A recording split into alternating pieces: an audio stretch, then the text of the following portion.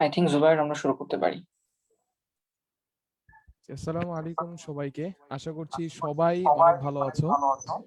10 minute school এর HSC 2021 crash কোর্সের আজকের ফিজিক্স ফার্স্ট পেপার ক্লাসে তোমাদের সবাইকে স্বাগত জানাচ্ছি। শুরু করতে যাচ্ছি ফিজিক্স ফার্স্ট পেপার এর 8th চ্যাপ্টার পেরিওডিক মোশন এর 4th ক্লাস। আর আজকে আমাদের সাথে আছেন বুয়েট কম্পিউটার সায়েন্স থেকে ইমরান মোস্তফা ভাইয়া। আসসালামু আলাইকুম ভাইয়া, কেমন আছেন? ওয়ালাইকুম আসসালাম জুবাইর, আলহামদুলিল্লাহ ভালো আছি, আশা করি তুমিও ভালো আছো এবং আমাদের সাথে আমাদের যারা শিক্ষার্থীরা আছে তারা সবাই ভালো আছে। তো আমাকে একটু স্পটলাইট দিয়ে দিতে পারো? ওকে, সো আমরা শুরু করে দিব, খুব সুন শুরু করে দিব। তোমরা যারা আছো তোমরা সবাই কাইন্ডলি তোমাদের ফ্রেন্ডদেরকে মেনশন করে দাও এবং আমরা আসলে একটু প্রস্তুতি নেই, আমরা ক্লাসটা শুরু করব আজকে। সবাই সবার ফ্রেন্ডদেরকে একটু মেনশন করে দাও এবং সবাইকে আসলে ওয়ালাইকুম আসসালাম, তোমরা সবাই সালাম দাও আমাকে। আমি হয়তো সবার সালামের উত্তরটা নিতে পারি না, বাট আসলে আমি সবারই কমেন্ট গুলোই দেখি। হ্যাঁ, সো ওয়ালাইকুম আসসালাম। আমরা ক্লাসটা শুরু করব। আরো কিছু স্টুডেন্টস তোমরা আসো, অলরেডি 150 জন হয়ে গেছো, আমরা হয়তো আর 2-1 মিনিটের মধ্যে শুরু করে দেব।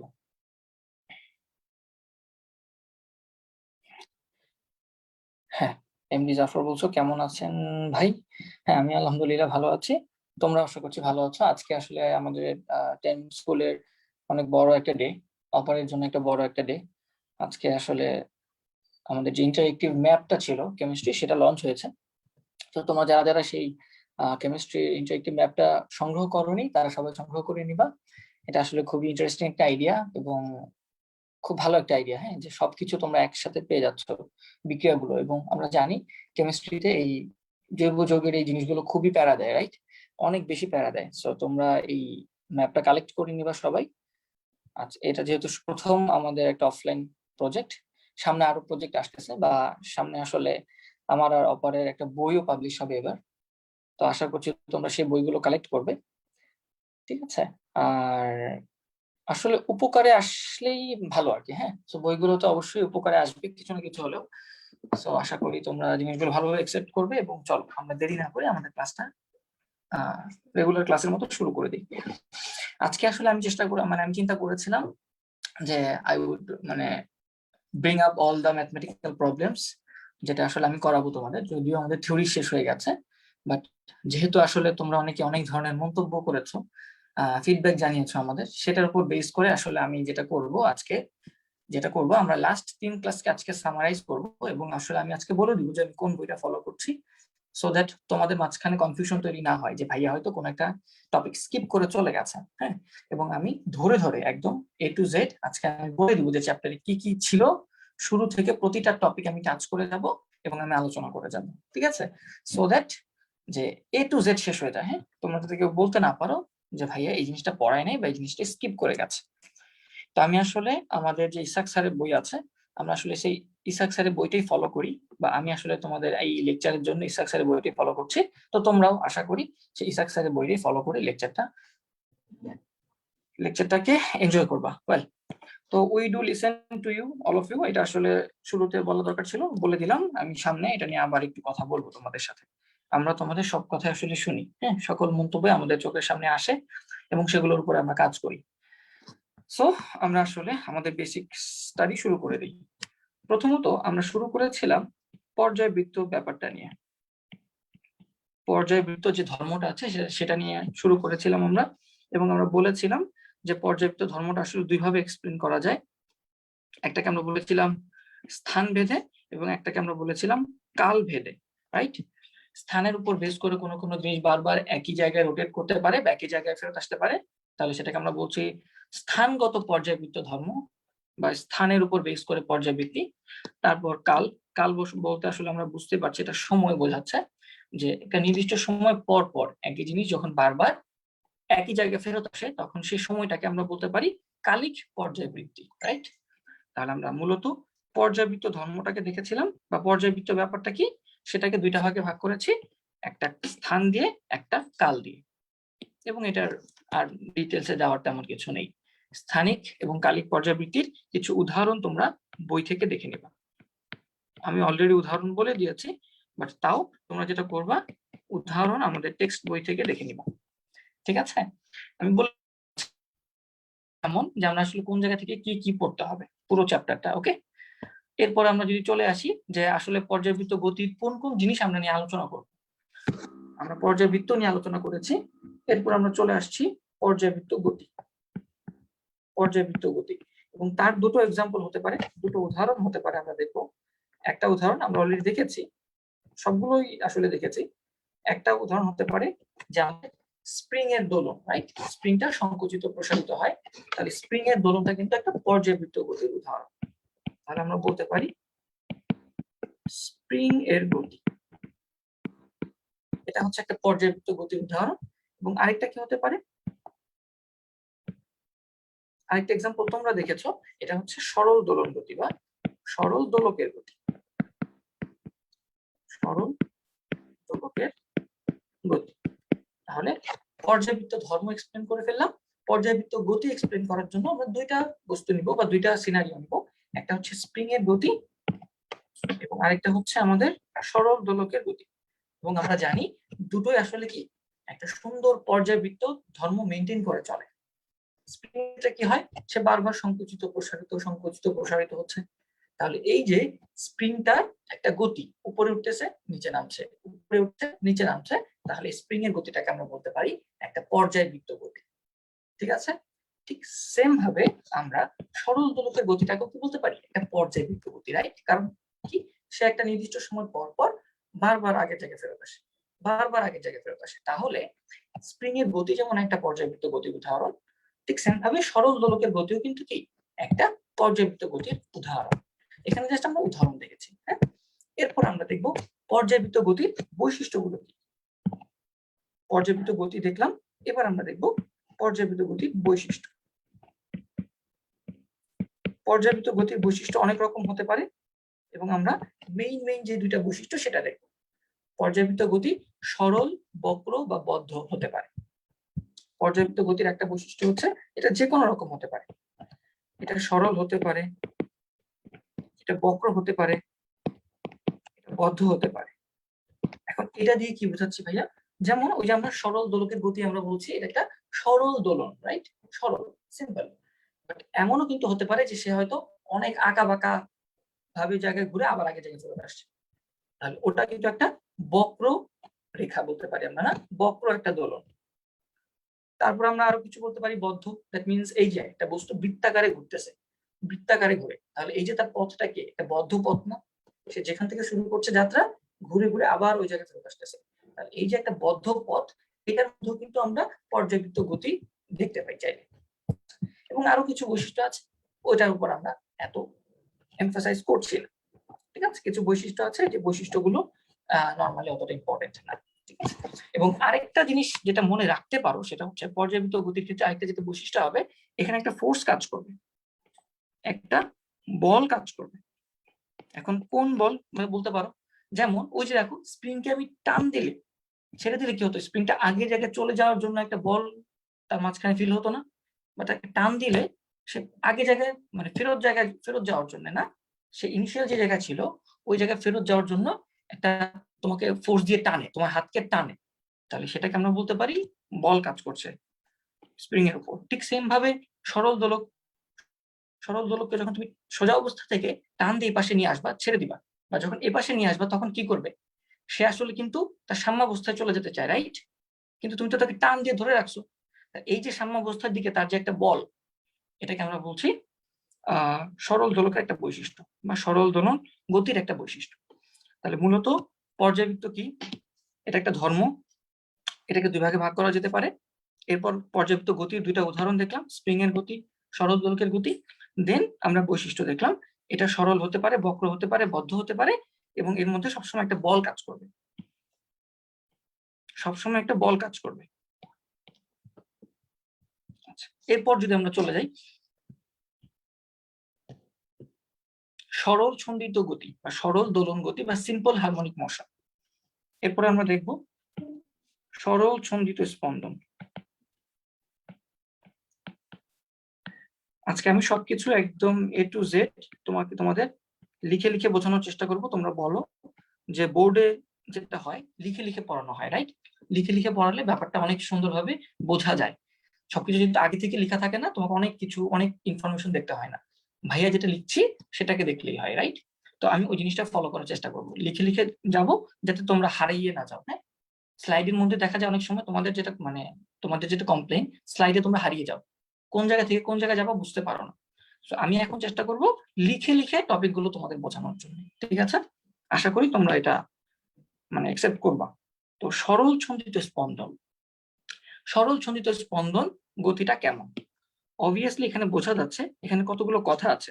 প্রথম কথা হচ্ছে এটা সরল হতে হবে, এই গতিটা সরল হতে হবে, দ্যাট মিন্স সিম্পল হওয়া লাগবে, গতিটা খুব সিম্পল হইতে হবে। ছন্দিত স্পন্দন, দ্যাট মিন্স তোমার এখানে একটা ছন্দ থাকতে হবে, এখানে একটা হারমোনি থাকতে হবে, রাইট? এখানে একটা হারমোনি থাকতে হবে। হারমোনি ব্যাপারটা কি? ছন্দ না, একটা সুন্দর তাল থাকতে হবে। এরপর আমরা দেখছি স্পন্দন। স্পন্দন মানে তোমরা আসলে নিজেই বুঝো, যেটা স্পন্দিত হয় না, কম্পিত হয়, তাকে আমরা বলি স্পন্দন, বা আমরা এটাকে বলতে পারি ভাইব্রেশন, রাইট? একটা ভাইব্রেশন। তাহলে সরল ছন্দিত স্পন্দন গতি হচ্ছে এমন একটা গতি যে গতিটা সরল হবে, সিম্পল হবে, যে গতিটার মধ্যে একটা হারমোনি থাকবে, একটা ছন্দ থাকবে, এবং যেটা হচ্ছে একটা ভাইব্রেশন দিবে বা স্পন্দন গতি থাকবে তার মাঝখানে। এবং তোমরা একটু খেয়াল করে দেখো, আমরা যে দুটো উদাহরণে আলোচনা করতেছিলাম উপরে, একটা হচ্ছে স্প্রিং এর গতি এবং একটা হচ্ছে সরল দোলকের গতি, এই দুটো গতি কিন্তু আসলে সরল ছন্দিত স্পন্দন গতি। কেন?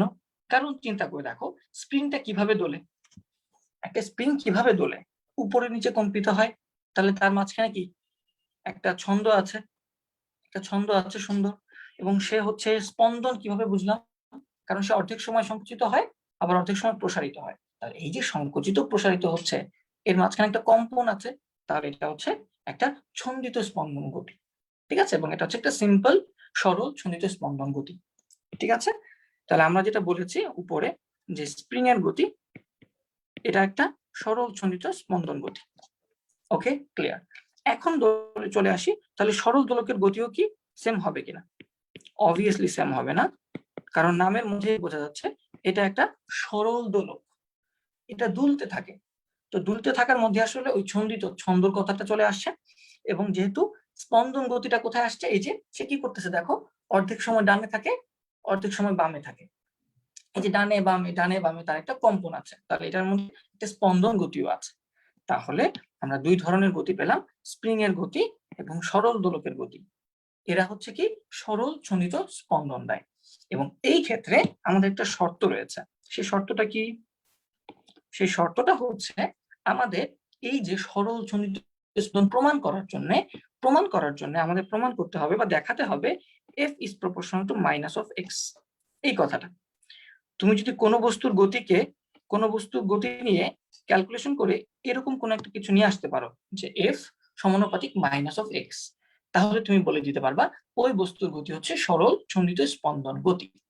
এবং আমরা সামনে গিয়ে এই জিনিসটা প্রুফ করবো, বা বইও প্রুফ আছে, ঠিক আছে? তোমাদের কোশ্চেন করতে পারে, প্রমাণ করো স্প্রিং এর গতি একটি সরল ছন্দিত স্পন্দন গতি, প্রমাণ করো সরল দোলকের গতি হচ্ছে একটি সরল ছন্দিত স্পন্দন গতি। তাহলে এই দুটোর ক্ষেত্রেই আমরা ক্যালকুলেশন করে দেখাতে পারি f is proportional to x। এটা কি, এটার মানেটা কেমন হতে পারে? এটা মানে তোমরা নিজেরাই বুঝবা। বল, f কে আমরা বলছি বল, f হচ্ছে আমাদের বল এবং x হচ্ছে আমাদের সরণ, here x is our displacement বা সরণ, তাহলে বল সরণের সমানুপাতিক, এবং এখানে মাইনাসটা দিয়ে কি বোঝানো হচ্ছে? মাইনাসটা দিয়ে বোঝানো হচ্ছে বলের দিক এবং সরণের দিক বিপরীতমুখী। ওকে, আচ্ছা আমি একটু কমেন্ট গুলো একটু করে দেখবো, তোমরা আমাকে বলেছো যে একটু মানে বারবার ফ্রিকুয়েন্টলি তোমাদের কমেন্ট গুলো চেক করতে। আচ্ছা, তো আজকের ক্লাসটা নিয়ে তোমাদের কমপ্লেইন থাকার কথা না, তো আমি চেষ্টা করছি, তোমাদের যদি কোনো কিছু বলার থাকে তোমরা বলতে পারো, ভাইয়া কমেন্টে বলতে পারো, কোনো সমস্যা নেই। ওকে ভাইয়া, দোলন গতি। ওকে, আচ্ছা এই পর্যন্ত তাহলে বোঝা গেছে না? সরল ছন্দিত স্পন্দন গতি দুইটা উদাহরণ দেখলাম আমরা, তার ব্রেকডাউন করলাম ওয়ার্ড গুলোকে, এবং আমরা তার শর্তটা দেখলাম। ঠিক আছে, ভাইস ভার্সা। সরল ছন্দিত স্পন্দন হলে তার মধ্যে এমন একটা বল থাকবে যেই বলটা সরণের সমানুপাতিক এবং দিক হবে বিপরীতমুখী। আবার তুমি যদি প্রুফ করতে পারো যে সেখানে বলটা সরণের সমানুপাতিক এবং বিপরীতমুখী, তাহলে তুমি বলে দিতে পারবা সেটা আসলে সরল ছন্দিত স্পন্দন গতি। দুইটা, ঠিক আছে। সরল ছন্দিত স্পন্দন হলে অবশ্যই এই শর্ত মেনটেন করবে, আবার এই শর্ত যদি তুমি প্রুফ করতে পারো তাহলে সেটা অবশ্যই সরল ছন্দিত স্পন্দন হবে। আই থিঙ্ক ব্যাপারটা বুঝাইতে পারে আমাদের। এরপরে আমরা চলে আসি সরল ছন্দিত গতি সম্পর্কিত কয়েকটি রাশি। সরল ছন্দিত গতি সম্পর্কিত কয়েকটি রাশি, আর আমি লিখি, হ্যাঁ জিনিসগুলো লিখি সো দ্যাট তোমরা হারিয়ে না যাও। আমি কি পড়াচ্ছি সেটাও যাতে বোঝো, হ্যাঁ কি পড়াচ্ছি কোন টপিকে আছি সেটাও যাতে বুঝে ফেলো তোমরা। তাহলে আমরা পড়ছি সরল ছন্দিত গতি সম্পর্কিত কয়েকটি রাশি।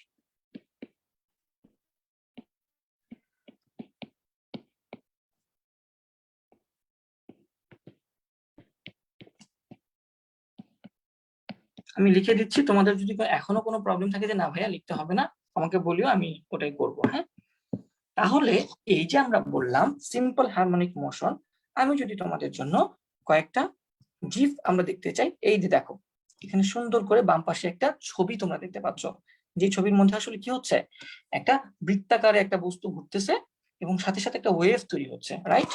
তোমরা যদি ভালো করে দেখতে না পাও, আমি ব্যাপারটাকে আরো ক্লিয়ার করার জন্য এখানে নিয়ে আসি।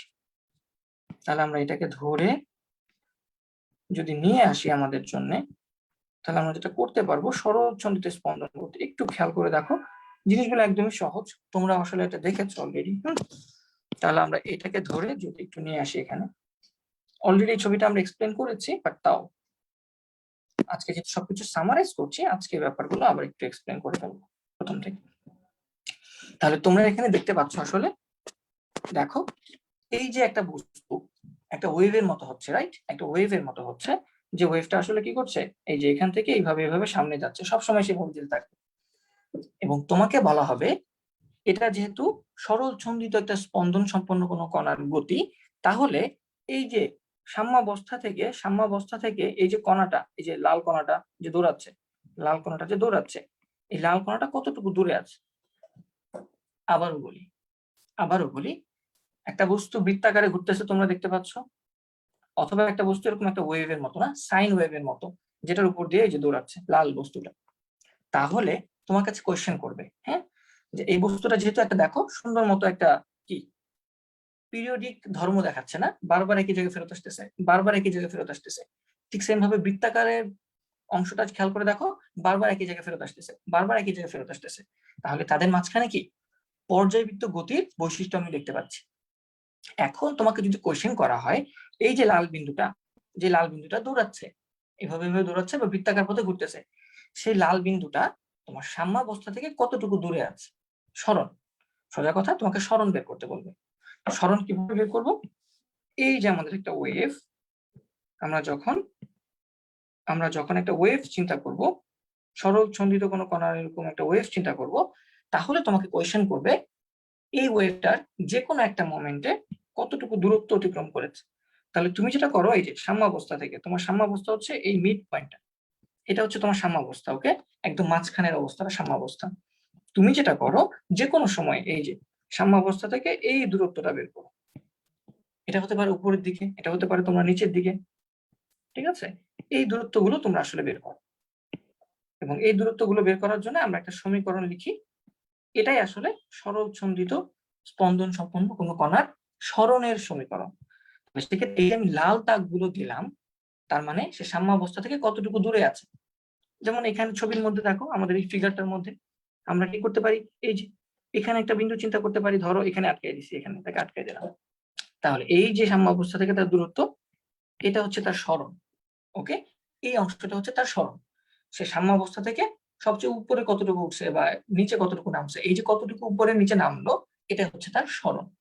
এবং সরণের ইকুয়েশনটা আমরা দেখেছিলাম y = a sin থিটা বলা যায়, সেখান থেকে আসলে ওমেগা টি নিয়ে আসা যায় প্লাস ডেল্টা।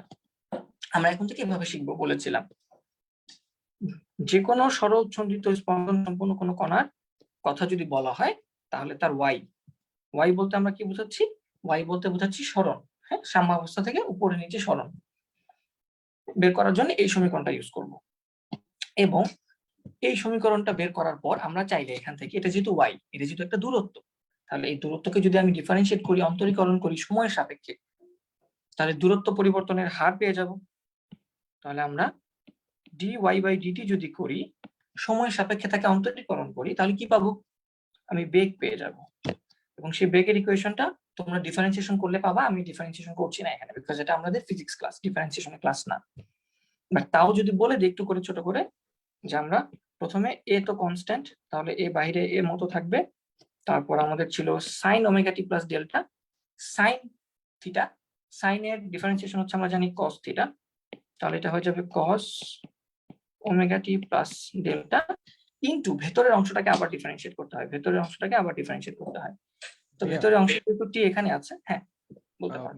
মনে হয় আপনার নেটওয়ার্কের স্পিডে একটু সমস্যা হচ্ছে, কারণ আমি নিজেও হচ্ছে জুমের মধ্যে একটু লেখাগুলো ল্যাগ পাচ্ছি আপনার ভয়েসের সাথে লেখার। জি ওকে, সো আমরা কি করতে পারি, আমরা একটু রিফ্রেশ করে দেখতে পারি, জি আর রিকানেক্ট করে দেখতে পারি। হ্যাঁ, জি আমরা একটু তাহলে স্ক্রিনটা শেয়ারটা অফ করে আবার একটু শেয়ার দিই দেখি। আর what I can do is, আমি আসলে একটু লিভ নিয়ে নিই, লিভ নিয়ে আবার জয়েন করার চেষ্টা করি। হ্যাঁ,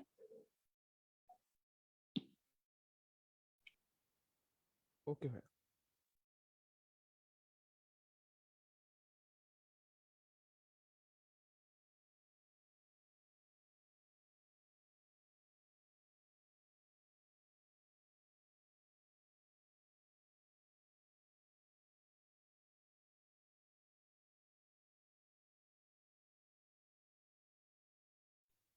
আপনি কিছু বলছেন ভাই, আপনাকে শোনা যাচ্ছে না, আপনি মিউট হয়ে গেছেন।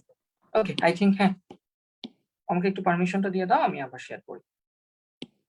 ওকে, তো আমাকে একটু জানাবা যে এখন ক্লিয়ার হচ্ছে কিনা। হ্যাঁ,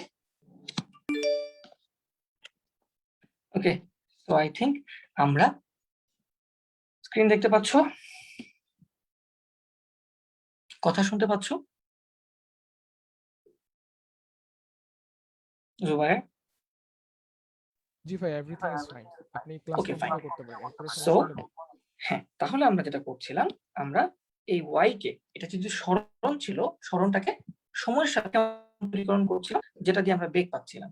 ঠিক আছে, ওই কণাটার জন্য বেগ পাচ্ছিলাম, যে কণাটা উপরে নিচে এভাবে স্পন্দিত হচ্ছিল। হ্যাঁ, তাহলে সেক্ষেত্রে আমরা যেটা বলেছি, সাইনকে ডিফারেন্সিয়েট করলে আমরা কস পাবো, এবং এই সাইনের ভেতরের টুকুকে আবার গুণ দিয়ে ডিফারেন্সিয়েট করতে হয় না। তাহলে ভেতরে কি আছে, ওমেগা টি আছে, টি এর সাপেক্ষে ডিফারেন্সিয়েট করলে শুধু ওমেগাটা থাকবে। তাহলে আমরা বাইরে লিখতে পারি, ওমেগাকে বাইরে নিয়ে আসতে পারি, তাহলে আমরা বেগ পেয়ে গেলাম। ঠিক আছে, আমরা সরণ থেকে বেগ পেয়ে গেলাম। এখন আমরা চাইলে সেই বেগটাকে আবার ডিফারেন্সিয়েট করে ত্বরণ নিয়ে আসতে পারি, রাইট? কারণ আমরা জানি বেগ হচ্ছে, বেগের পরিবর্তনের হার হচ্ছে আমাদের ত্বরণ মেন করে, বেগের পরিবর্তনের হার হচ্ছে আমাদের ত্বরণ মেন করে। তাহলে আমি ছবিগুলোকে উপরে নিয়ে যাই। আচ্ছা, তাহলে এইভাবে আমাদের ছিল ব্যাপারগুলো। ওকে, সো আমরা বেগ পেয়ে গেলাম। এবার বেগকে আবার যদি ডিফারেন্সিয়েট করি আমি সময়ের সাপেক্ষে, ডিভি/ডিটি করি, তাহলে আমি ত্বরণ পেয়ে যাব এ ইকুয়াল টু, এবং এটা আমি আসলে আর তেমন দেখাতে চাচ্ছি না, জাস্ট আমাদের কি আসবে, এ ওমেগা অলরেডি আছে, কস কে করলে minus sine omega t plus delta আসে, এবং সেখানে ভেতরে আবার ওটাকে ডিফারেন্সিয়েট করলে আমরা একটা ওমেগা পাই। তো আলটিমেটলি আমরা যেটা পাবো মাইনাস এ ওমেগা স্কয়ার মাইনাস এ omega square sine omega t plus delta, যেটাকে লেখা যায় মাইনাস ওমেগা স্কোয়ার ওয়াই, এইভাবে। তাহলে আমি যেটা করলাম আসলে কিছুই না, এই যে সরল দোলন সম্পন্ন গতি সম্পন্ন একটা বস্তু ছিল, যেমন স্প্রিং বলতে পারো, হ্যাঁ, স্প্রিংটা উপরে নিচে স্পন্দিত হচ্ছে, তাহলে সে কতটুকু স্পন্দিত হচ্ছে, কতটুকু সরণ হচ্ছে তার, এই সরণটা বের করার জন্য ওয়াই লিখেছি, সেটাকে ডিফারেন্সিয়েট করে ভি পেয়েছি, সেটাকে ডিফারেন্সিয়েট করে আমরা ত্বরণ পেয়েছি। তাহলে আই থিঙ্ক এই তিনটা জিনিস ক্লিয়ার হয়ে যাচ্ছে। আচ্ছা আচ্ছা, এখানে একজন কোশ্চেন করেছো, ভাইয়া সরণ যদি এক্স অক্ষে ঋণাত্মক দিকে হয় তাহলে বল এবং সরণের সম্পর্কটা কি হবে? আচ্ছা, কোশ্চেনটা কেমন? ভাইয়া সরণ যদি এক্স অক্ষে ঋণাত্মক দিকে হয় তাহলে সরণটা নিচের দিকে, তোমরা যেটা বলছো, একজন কোশ্চেন করেছো, হ্যাঁ, যে সরণ এক্স অক্ষে ঋণাত্মক দিকে হলে বল এবং সরণের সম্পর্কটা কি হবে। একটু খেয়াল করে দেখো, তুমি বলছো সরণ নিচের দিকে, এই যে নিচের দিকে, নিচের দিকে হলে আসলে আলটিমেটলি কি হচ্ছে, আমার সরণটা ওয়াইটা নেগেটিভ হচ্ছে, ওয়াই তো নেগেটিভ হতেই পারে, আমরা জানি উপরেও সরণ হতে পারে নিচেও সরণ হতে পারে। তাহলে সেক্ষেত্রে আমরা স্প্রিং এর গতিটা যদি একটু এক্সপ্লেন করার চেষ্টা করি, স্প্রিং এর গতির ক্ষেত্রে যদি আমরা জিফটা দেখি তাহলে আই থিঙ্ক একটু বেশি ক্লিয়ার হবো। এই যে একটু খেয়াল করে দেখো, আমার ডান পাশে স্প্রিংটা কিন্তু কি হচ্ছে, একবার সংকুচিত হচ্ছে একবার প্রসারিত হচ্ছে, একবার সংকুচিত হচ্ছে একবার প্রসারিত হচ্ছে। তাহলে এই যে যখন নিচে নেমে যাচ্ছে তখন দেখো আলটিমেটলি সরণটাও কি হচ্ছে, নিচের দিকে হচ্ছে না, আর সাম্যাবস্থা থেকে সরণটা নিচের দিকে হচ্ছে না। তাহলে সরণটা যেদিকে হোক না কেন আলটিমেটলি বল কোন দিকে ফিল করবে, বলটা কোন দিকে ফিল করবে, একটা স্প্রিং কে যখন তুমি টান দিয়ে ধরে রাখবা তখন স্প্রিংটা কোন দিকে বল ফিল করবে বলো তো, স্প্রিংটা আগের জায়গায় চলে যাওয়ার জন্য বল ফিল করবে না। তাহলে সেক্ষেত্রে এই সরণটা এইদিকে হোক, তুমি টান দাও বা চাপ দাও, যেটাই করো না কেন, হোয়াট এভার ইউ ডু, তুমি টান দাও বা তাকে সংকুচিত করো, প্রসারিত করো বা সংকুচিত করো, সে সবসময় কোন দিকে বল ফিল করবে, ওই যে সে সাম্যাবস্থায় যাওয়ার জন্য বল ফিল করবে, সাম্যাবস্থার দিকে সে চলে যাওয়ার চেষ্টা করবে। ঠিক আছে, তাহলে সরণ যেদিকে হোক না কেন বল এবং সরণের সম্পর্ক সবসময় কি হবে, উল্টো, রাইট। তাহলে আমরা যদি এই ছবিটাকে যদি একটু আমাদের এখানে নিয়ে আসার চেষ্টা করি, আমাদের লেকচারে নিয়ে আসার চেষ্টা করি, তাহলে ছবিটাকে নিয়ে আসলাম লেকচারে, স্ক্রিনটা ফুল স্ক্রিন করে দিচ্ছি। এবার দেখো, তাহলে আমাদের যখন স্প্রিংটা, তোমরা এখান থেকে দেখতে পাচ্ছ, স্প্রিংটা যখন একদম নিচের দিকে, তখন সে কোন দিকে চলে যেতে চায়, আবার এই ইনিশিয়াল অবস্থায় ফেরত যেতে চায় না। তার এই ইনিশিয়াল অবস্থায় সে প্রসারিত অবস্থায় সে আবার আগের জায়গায় ফেরত যাওয়ার চেষ্টা করে। তাহলে তুমি টান দিছো নিচের দিকে, সে আগে উপরে যাওয়ার চেষ্টা করতেছে। আবার তুমি যখন তাকে সংকুচিত করবা, স্প্রিংটাকে যখন আমরা ওই যে সংকুচিত করে এই পয়েন্টে নিয়ে আসলাম, তখন অবশ্যই কোন দিকে বল ফিল করবে, সে নিচের দিকে বল ফিল করবে। তাহলে তুমি যেদিকে টানো না কেন সে উল্টো দিকে বল ফিল করে, প্রসারিত করলে সে আগের জায়গায় ফেরত যাওয়ার জন্য উপরের দিকে বল ফিল করে, আবার তুমি তাকে সংকুচিত করলে সে আগের জায়গায় ফেরত হওয়ার জন্য মানে নিচের দিকে বল ফিল করে। তাহলে তুমি যেই দিকেই সরণ ঘটাও না কেন বল তার বিপরীতমুখী। ঠিক আছে, আচ্ছা আই থিঙ্ক কোশ্চেন অ্যান্সারটা দিতে পেরেছি। আচ্ছা, অনেক কমেন্ট চলে আসছে।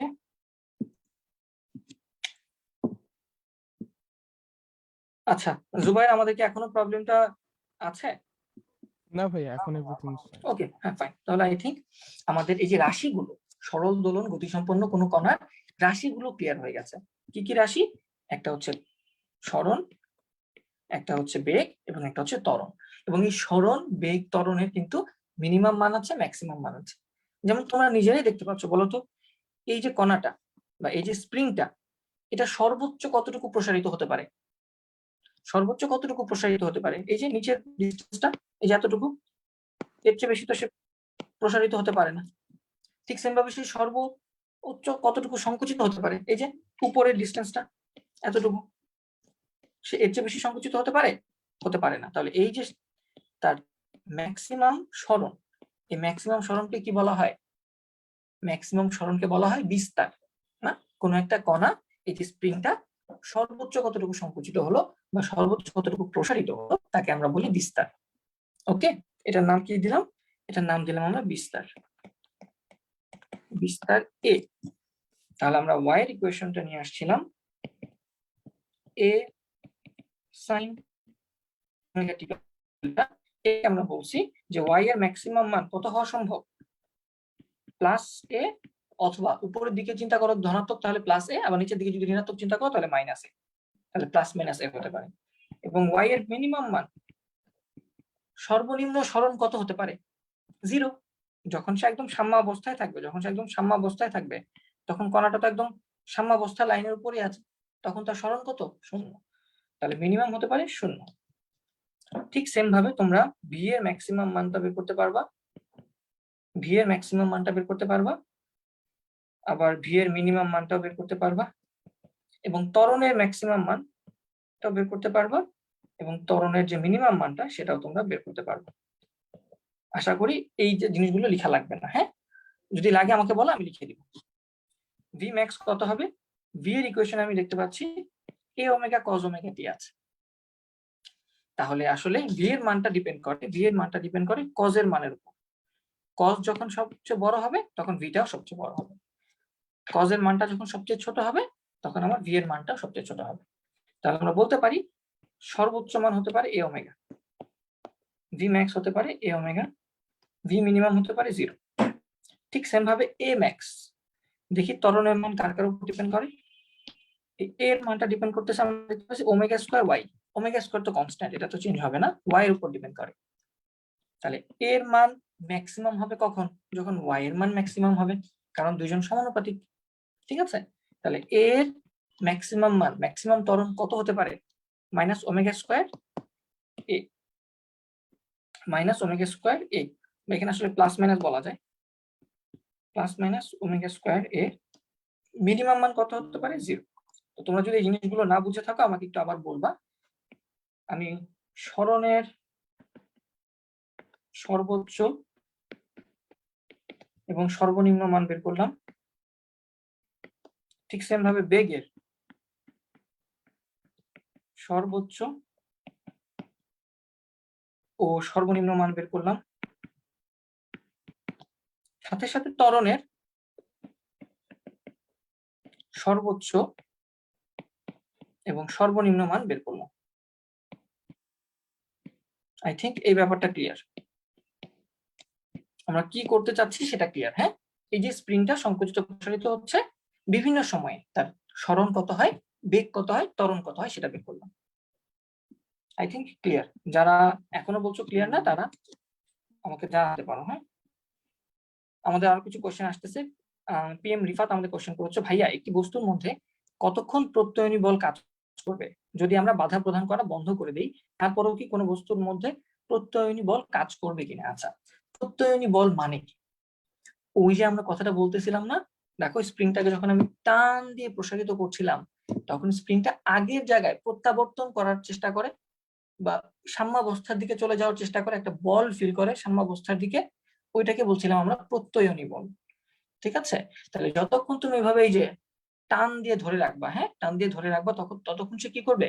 সে একটা বল ফিল করবে, প্রত্যয়নী বল, মানে আগের জায়গায় প্রত্যাবর্তন করার জন্য যে বলটা ফিল করে সেটা হচ্ছে প্রত্যয়নী বল। তাহলে এটা যতক্ষণ দুলতে থাকবে ততক্ষণই সে আসলে কি প্রত্যয়নী বলটা ফিল করবে। যখন তার দোলনটা একদম থেমে যাবে, 0 হয়ে যাবে, তখন তার প্রত্যয়নী বলটাও 0 হয়ে যাবে।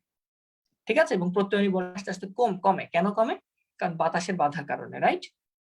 তুমি যখন স্প্রিং কে টান দিয়ে কি করতেছো, সংকুচিত প্রসারিত করতেছো, তখন বাতাসের বাধার কারণে সে আস্তে আস্তে তার যে কম্পন সেটা কমে 0 হয়ে যায়। ঠিক আছে, তার মানে প্রত্যয়নী বলটাও 0। প্রত্যয়নী বলটা কি? যে বলটা তাকে আগের জায়গায় ফেরত নেওয়ার চেষ্টা করে। ওকে, আই থিঙ্ক প্রত্যয়নী বল ব্যাপারটা ক্লিয়ার হয়ে গেছে। ওকে, সো হ্যাঁ, থ্যাংক ইউ। তোমরা জানাতে পারো, যদি কোনো জানাও ভাইয়া আবার বলেন, আমি আবার বলবো, কোনো সমস্যা নেই। হ্যাঁ, রিফাতের কোশ্চেনটা অ্যান্সার দিতে পারছি, রাইট? Thank you.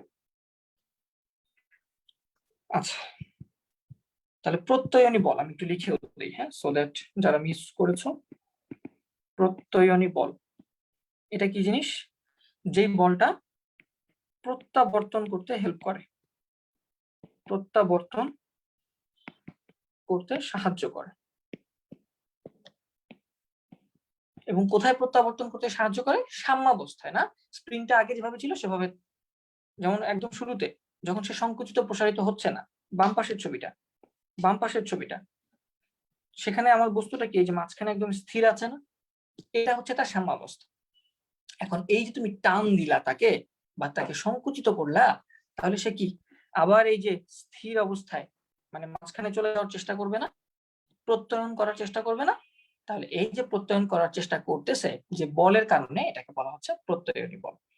ঠিক আছে, তাহলে টান দিলাম, প্রসারিত হলো, তাহলে সে একটা ওই আগের জায়গায় ফেরত যাওয়ার জন্য একটা বল ফিল করতেছে। হ্যাঁ, সেটাকে আমরা প্রত্যয়নী বল বলছি। ওকে, আই থিঙ্ক ক্লিয়ার হয়েছে। হ্যাঁ, থ্যাংক ইউ। তাহলে প্রত্যয়নী বল কাজ করবে কতক্ষণ? কতক্ষণ কাজ করবে? যতক্ষণ দুলতে থাকবে বা দোলন থাকবে, এবং দোলন যখন শেষ হয়ে যাবে তখন প্রত্যয়নী বলটাও আর থাকবে না। ঠিক আছে, জিরো হয়ে যাবে। ওকে, আমাদের নেক্সট টপিক, আমরা আস্তে আস্তে সব টপিক কভার করে ফেলবো আজকে। হ্যাঁ, শেষ করে ফেলবো একদম যা যা পড়েছে। এবং এখানে আরো কিছু রাশি ছিল, যেমন কি কি রাশি? আমাদের পর্যায়কাল ছিল, আমাদের কৌণিক বেগ ছিল, আমাদের আরো কি কি রাশি ছিল? আমাদের দশা ছিল, আমাদের কম্পাঙ্ক ছিল। তো এই ব্যাপারগুলো আমি এখন একটু আস্তে আস্তে ক্লিয়ার করে দিই। প্রথমত পর্যায়কাল, যেহেতু আমরা পর্যায়বৃত্ত নিয়ে আলোচনা করছি, গতি নিয়ে, বারবার সে আগের জায়গায় ফেরত আসে, বারবার সে আগের জায়গায় ফেরত আসে, তাহলে অবভিয়াসলি তার একটা পর্যায়কাল থাকবে। পর্যায়কাল মানে সময়, রাইট? একটা সময়, যেটাকে আমরা ক্যাপিটাল টি দিয়ে রিপ্রেজেন্ট করি। দ্যাট মিনস আবার আগের জায়গায় ফেরত আসতে যে সময় লাগে, প্রতিবার ঘুরে ঘুরে আগের জায়গায় ফেরত আসতে তার যে সময় লাগে, সেটাকে আমরা বলি পর্যায়কাল। কৌণিক বেগ কি জিনিস? এই যে আমরা পর্যায়বৃত্ত গতিকে বৃত্তাকার গতির সাথে তুলনা করছি, বৃত্তাকার গতি কোথায় পেলেন ভাইয়া? এই যে ছবিটার মধ্যে দেখ, বাম পাশের ছবিটাতে একটা ওয়েভ আঁকা হয়েছে, রাইট? একটা ওয়েভ, একটা সাইনোসয়েডাল ওয়েভ, যেখানে বারবার আগের জায়গায় ফেরত আসতেছে। আর ডান পাশের ছবিটাতে দেখো একটা বৃত্তাকারে ঘুরতেছে এমন একটা বস্তুর ছবি আঁকা হয়েছে। তাহলে এই যে সরল দোলন গতি সম্পন্ন কোনো কণা, না, এটা হতে পারে স্প্রিং, এটা হতে পারে সরল দোলক।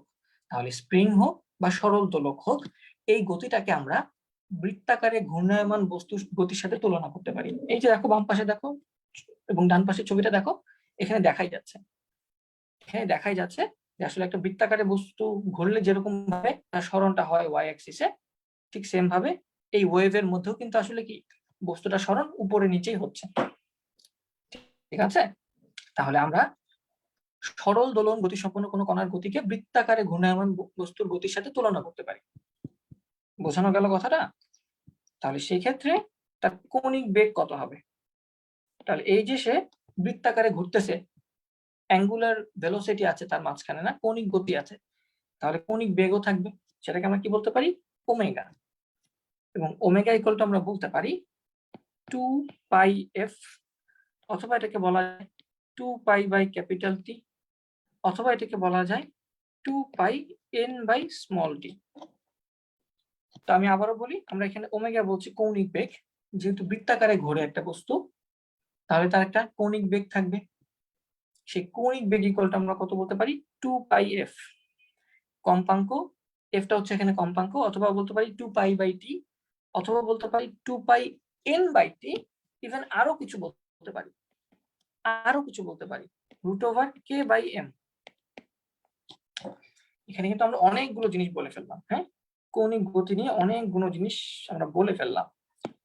তোমরা যদি না বুঝে থাকো আমাকে জানাও, আমি জাস্ট রিক্যাপ করে যাচ্ছি। হ্যাঁ, একদম A to Z কি কি পড়েছি, কি কি পড়া লাগবে, কি কি পড়া লাগবে না, কোন কোন সূত্র আছে, কোন কোন সূত্র নাই, সবকিছু বুঝাই দিই। আচ্ছা,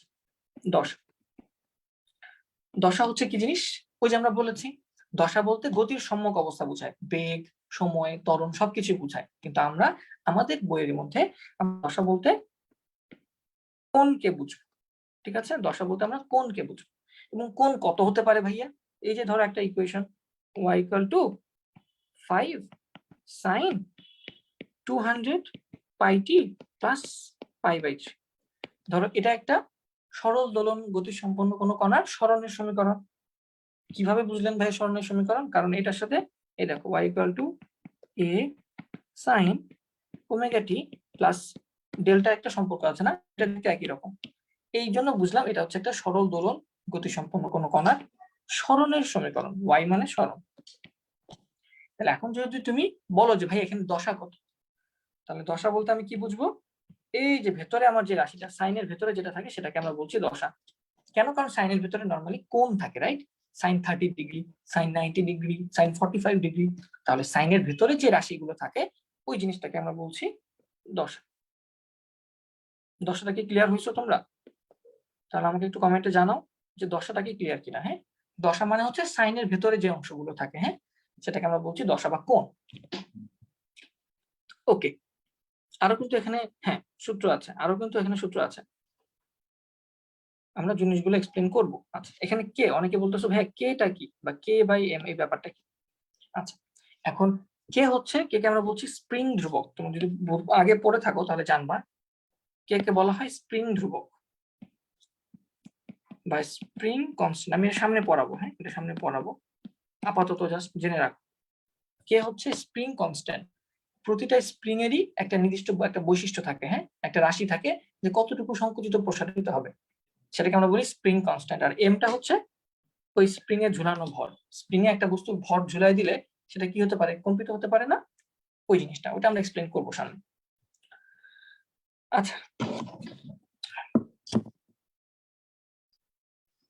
মোহাম্মদ তাহমিদ, আচ্ছা সাইন গ্রাফটা কিভাবে শুরু করা যাবে, সাইন থেকে গ্রাফটা। আচ্ছা, একজন কোশ্চেন করতেছো, ফার্স্ট ক্লাসে ডিটেলস বলেছেন ভাইয়া, এটা নিয়ে ওটা করলে ভালো বুঝবেন। আচ্ছা, আমি কিন্তু সাইনের ওয়েভ, কেন সাইনোসয়েডাল ওয়েভ ইউজ করেছি এটা কিন্তু অলরেডি অনেকবার এক্সপ্লেন করছি, হ্যাঁ এটা আমি এক্সপ্লেন করতে চাচ্ছি না। এবং যখনই আমরা কোনো গতি শুরু করব তখন আমরা এই যে এ সাইন ওমেগা টি এই সূত্র দিয়ে করব। আচ্ছা, আর কম্পাঙ্ক চলে আসে, কম্পাঙ্ক ব্যাপারটা কি ছিল, তাহলে একটা বস্তুর পর্যায়কাল থাকলে তো অবশ্যই তার কম্পাঙ্ক থাকবে। কম্পাঙ্ক মানে কি, একক সময়ে কতগুলো পূর্ণ দোলন সম্পন্ন করে। সরল দোলকের ক্ষেত্রে একটা পূর্ণ দোলন মানে কি, এই প্রান্ত থেকে ওই প্রান্তে গিয়ে আবার এই প্রান্তে ফেরত আসা, এটা হচ্ছে একটা পূর্ণ দোলন। আর স্প্রিং এর ক্ষেত্রে একটা পূর্ণ দোলন কতটুকু হতে পারে, এই যে তাকে টান দিয়ে ছেড়ে দিলাম, তাহলে সে এইখান থেকে একবার এখানে গিয়ে আবার এখানে ফেরত আসলো, এটা হচ্ছে একটা পূর্ণ দোলন।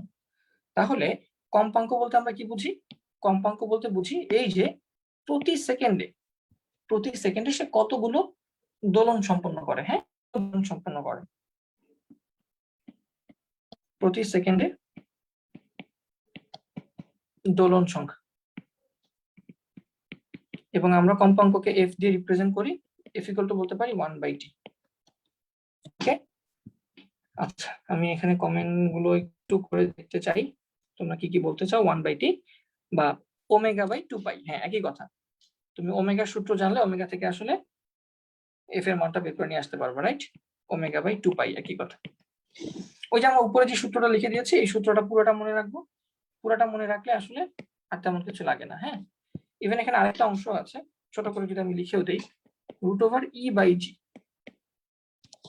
ওই একটা লাইন মনে রাখলে আর কিছু লাগে না। হ্যাঁ, আমি এক্সপ্লেন করবো বলো। তাহলে মোটামুটি সরল দোলন গতি সম্পন্ন রাশির পরিচয়গুলো বা বিভিন্ন রাশিগুলো আমরা দেখে ফেললাম। হ্যাঁ, এরপর আমরা সামনে যাই।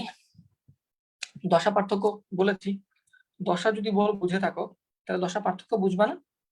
দশা পার্থক্য হচ্ছে এরকম দুইটা ইকুয়েশন দেয়া থাকবে, দুইটা সমীকরণ দেয়া থাকবে, দুইটা সমীকরণের ভেতরে সাইনের অ্যাঙ্গেলের পার্থক্য, পার্থক্য সেটা হচ্ছে দশা পার্থক্য। ওকে, আমি আস্তে আস্তে সব যাবো, হ্যাঁ যেহেতু তোমরা বলছো সব যেতে সব পড়ে, আমি সব পড়াবো, সমস্যা নেই। সরল দোলন গতিসম্পন্ন কণার ব্যবকলনীয় সমীকরণ,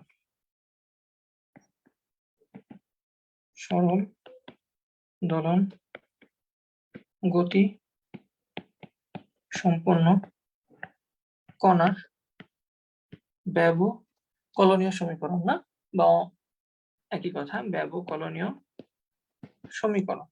এটা কি জিনিস ছিল, এটা তেমন বেশি লাগে না, বাট তাও তোমরা চাইছো সেজন্য আমি নিয়ে আসবো। আমরা অলরেডি ওয়াই এর ইকুয়েশন বের করতে পারি, রাইট? ওয়াই এর মান কত সেটা আমি জানি। তাহলে দেখা যায় ওই ওয়াই এর মানটা ইউজ করে আমরা জানি এফ ইকুয়াল টু ফর্মুলা কি, এফ ইকুয়াল টু আমরা জানি এম এ, রাইট? এটা তো আমাদের সিম্পল আইডিয়া। বা আমরা আরো কিছু যদি একটু সুন্দর হতে চাই আমরা বলতে পারবো সরল দোলন গতি সম্পন্ন কণার ক্ষেত্রে আমরা জানি উই নো এফ সমানুপাতিক minus of x. F equal to কি লেখা যায়, এম এ লেখা যায়, এ আবার কত, আবার D square Y by DT square. দেখো বুঝো কিনা। আমি যদি একটু লিখেও দিই line by line, I think তোমরা নাহলে বুঝবা না আবার। সমানুপাতিক মাইনাস অফ এক্স, এ কে লেখা যায় এম ডিভি বাই ডিটি, এটা লেখা যায় equal to minus K X, constant দিয়ে দিলাম, তারপর M D by DT, V ভেতরে যে ভি আছে সেই ভিটাকে আবার লেখা যায় ডি ওয়াই বাই ডিটি, তাহলে into d by dt equal to minus K x. এবং এখান থেকে তোমরা কি পাচ্ছ, m d square Y by DT square equals to minus K x. এই এমটাকে উপাশে নিয়ে গেলে আসলে কে বাই এম পাওয়া যায়, যে কে বাই এম এর একটা মান আছে ওমেগা স্কোয়ার, একটু আগে আমরা বলছি না, কে বাই এম এর একটা মান আছে সেটা হচ্ছে ওমেগা স্কোয়ার। তাহলে আমরা লিখতে পারি d square Y by DT square, এই মাইনাসটাকে বাম পাশে নিয়ে আসলে প্লাস হয়ে যাবে, প্লাস কে বাই এম এর মান হচ্ছে ওমেগা স্কোয়ার ওয়াই, আমরা এখানে এক্স দিব না, আমরা তো ওয়াই দিব, রাইট? আমরা সব জায়গায় বলেছি ওয়াই এর সাথে তুলনা করবো, আমরা এখন আর এক্স চিন্তা করবো না, আমরা ওয়াই হিসেবে চিন্তা করবো, সরণটাকে ওয়াই হিসেবে চিন্তা করবো। তাহলে এই পাশে নিয়ে আসলাম ইজ ইকুয়ালস টু 0। তাহলে এই যে সমীকরণটা পেলাম এটাকে বলা হচ্ছে সরল চন্দ্র স্পন্দন সম্পন্ন কোন কণার ব্যবকলনীয় সমীকরণ। কেন ব্যবকলনীয় বলা হচ্ছে? ব্যবকলন মানে কি? অন্তরীকরণ না? অন্তরীকরণ। তাহলে এখানে যেহেতু ডিফারেন্সিয়েশন আছে, ডি বাই ডিটি আছে, এই জন্য আসলে এটাকে বলা হচ্ছে ব্যবকলনীয় সমীকরণ। এবং এটা একটা সমীকরণ, এটা একটা সমীকরণ। এই সমীকরণটাকে তুমি যদি সলভ করো, এটাকে তুমি যদি সলভ করলে তুমি একটা অ্যান্সার পাবা, মূল পাবা। এবং এটা যেহেতু ওয়াই এর সমীকরণ, তুমি এটাকে সলভ করলে y equal to a sine omega t plus delta, এটা ফেরত পাবো। ঠিক আছে, একটা সমীকরণকে সমাধান করলে অ্যান্সার পাওয়া যায়, মূল পাওয়া যায়। তাহলে এটা যেহেতু ওয়াই দিয়ে একটা সমীকরণ, তাহলে এটাকে সমাধান করলে, সলভ করলে তুমি ওয়াই এর একটা মান পাবে, এবং দেখা যায় এটা আসলে আগের আমাদের যে ওয়াই ছিল সেটার সাথে মিলে যায়। ওকে, এবং এখানে আমরা এক্সট্রা যে জিনিসটা ইউজ করলাম, সূত্র এক্সট্রা যেটা ইউজ করলাম সেটা হচ্ছে কি, এই সূত্রটা K by M equal to omega square. তাহলে এখান থেকে আসলে কি বলা যায়, omega equal to root over K by M বলা যায়। এখানে কেটাকে কি বলছি, কেটাকে বলা হয় স্প্রিং কনস্ট্যান্ট, স্প্রিং ধ্রুবক। আমরা দেখবো স্প্রিং ধ্রুবকের ব্যাপারটা দেখবো। আর এম হচ্ছে কি, ওই যে কতটুকু ভর ঝুলাই দিলা। হ্যাঁ, উপরে আমরা যদি স্প্রিং এর এটা দেখি, দেখো স্প্রিং এর মধ্যে কি, স্প্রিং তো একা দুলে না, এই এখানে একটা ভর ঝুলাই দেওয়া হয়েছে, দেখো এখানে একটা ভর ঝুলে দেওয়া হয়েছে। তাহলে ওই ভরের ভর, ওই বস্তুটার ভর এম, আর এই স্প্রিং এর একটা বৈশিষ্ট্য হচ্ছে কে। প্রত্যেকটা স্প্রিং এর জন্য একটা ধ্রুবক থাকে, হ্যাঁ, সেটাকে আমরা বলি স্প্রিং ধ্রুবক। তাহলে আই থিঙ্ক এখান থেকে ওমেগার মানটা ক্লিয়ার, এবং ব্যবকলনীয় সমীকরণটা ক্লিয়ার, এবং সেটা অ্যান্সারটাও ক্লিয়ার। এটা যদি হয়ে যায়, এরপর আসলে তেমন আমরা সরল দোলকের 4টা সূত্র দেখেছিলাম। সরল দোলকের সূত্রাবলী দেখেছিলাম, তোমার যদি মনে থাকে, আমি ডিটেলসে যাব না। 4টা সূত্র দেখেছিলাম আমরা, 4টা সূত্র দেখেছিলাম, এবং সেই 4টা সূত্র থেকে আমরা ফাইনালি যেটা পেয়েছিলাম সেটা হচ্ছে T equal to 2 pi root over L by G. যেখানে রাশিগুলোর পরিচয় কি ছিল তোমাদের যদি মনে থাকে, টি তো হচ্ছে পর্যায়কাল, এটা আমরা জানি, পর্যায়কাল। তারপর আমাদের এল কি ছিল, কার্যকরী দৈর্ঘ্য। এবং কার্যকরী দৈর্ঘ্য বলতে আমরা কি বোঝাচ্ছিলাম, এল প্লাস স্মল আর। স্মল এল হচ্ছে সুতার দৈর্ঘ্য, আর আর হচ্ছে ববের ভারকেন্দ্র পর্যন্ত দূরত্ব বা ববের ব্যাসার্ধ। এবং এটা আমরা সরল দোলকের ক্ষেত্রে পড়তেছিলাম না, সরল দোলকের ক্ষেত্রে। তাহলে সেক্ষেত্রে অবশ্যই এখানে একটা সরল দোলক লাগবে। তাহলে একটা সরল দোলক এঁকে দিই, একটি সরল দোলক এঁকে দিলাম, এই তো। তাহলে এই যে সরল দোলক, যার মধ্যে সুতার দৈর্ঘ্যটা হচ্ছে এল, সুতার দৈর্ঘ্যটাকে বলা হচ্ছে, আমি ছোট বলতেছি ছোট এল, এবং এই যে ব্যাসার্ধ তার, ববের যে ব্যাসার্ধ সেটাকে আমি বলছি আর। তাহলে কার্যকরী দৈর্ঘ্য মানে কতটুকু, একদম ঝুলন বিন্দু থেকে সেন্টার পর্যন্ত যে দূরত্ব, এটাকে আমরা বলতে পারি ক্যাপিটাল এল। ওকে, আর জি, জি তো হচ্ছে তোমাদের সবাই জানো, জি হচ্ছে অভিকর্ষ ত্বরণ। অভিকর্ষ ত্বরণ আজকে তোমাদের নোট নেওয়ার জন্য কোনো সমস্যা হওয়ার কথা না। আজকে আমি ব্যাপারগুলো যেহেতু লিখে লিখে দিচ্ছি, তোমাদের আর সমস্যা হওয়ার কথা না। ওকে, তাহলে এই যে সরল দোলকটা দুলতে থাকবে, কাল বের করব টি এর মান, সেই টি এর মান দেখা গেছে 2π√L/T। ওকে, তাহলে আমাকে একটা কথা বলো তো, যদি দোলনকাল বের করতে পারো, কম্পাঙ্ক বের করতে পারবে না? F = 1/T। তাহলে দোলনকাল বের করতে পারলে কিন্তু মানে আলটিমেটলি তুমি এফটাও বের করতে পারবে। তাহলে সেক্ষেত্রে জাস্ট সূত্রটা উল্টায় যাবে না, এটা হবে 1/2π√G/L। সো এটা আসলে লেখার দরকার ছিল না, বাট তাও আমি লিখে দিলাম যে আমরা চাইলে এভাবে এটাকে বের করতে পারি। হ্যাঁ, ওকে, আই থিঙ্ক সরল দোলকের সূত্রগুলি ক্লিয়ার হয়ে গেছিল। এবং এখানে একটা কন্ডিশন ছিল, কন্ডিশন হচ্ছে এই যে সরল দোলকটা ডানে বামে দুলবে, তার যে কৌণিক ব্যবধান এটা 4 ডিগ্রি এর কম হইতে হবে। মনে রাখার বিষয় হচ্ছে 4 ডিগ্রি এর কম হইতে হবে কৌণিক ব্যবধান।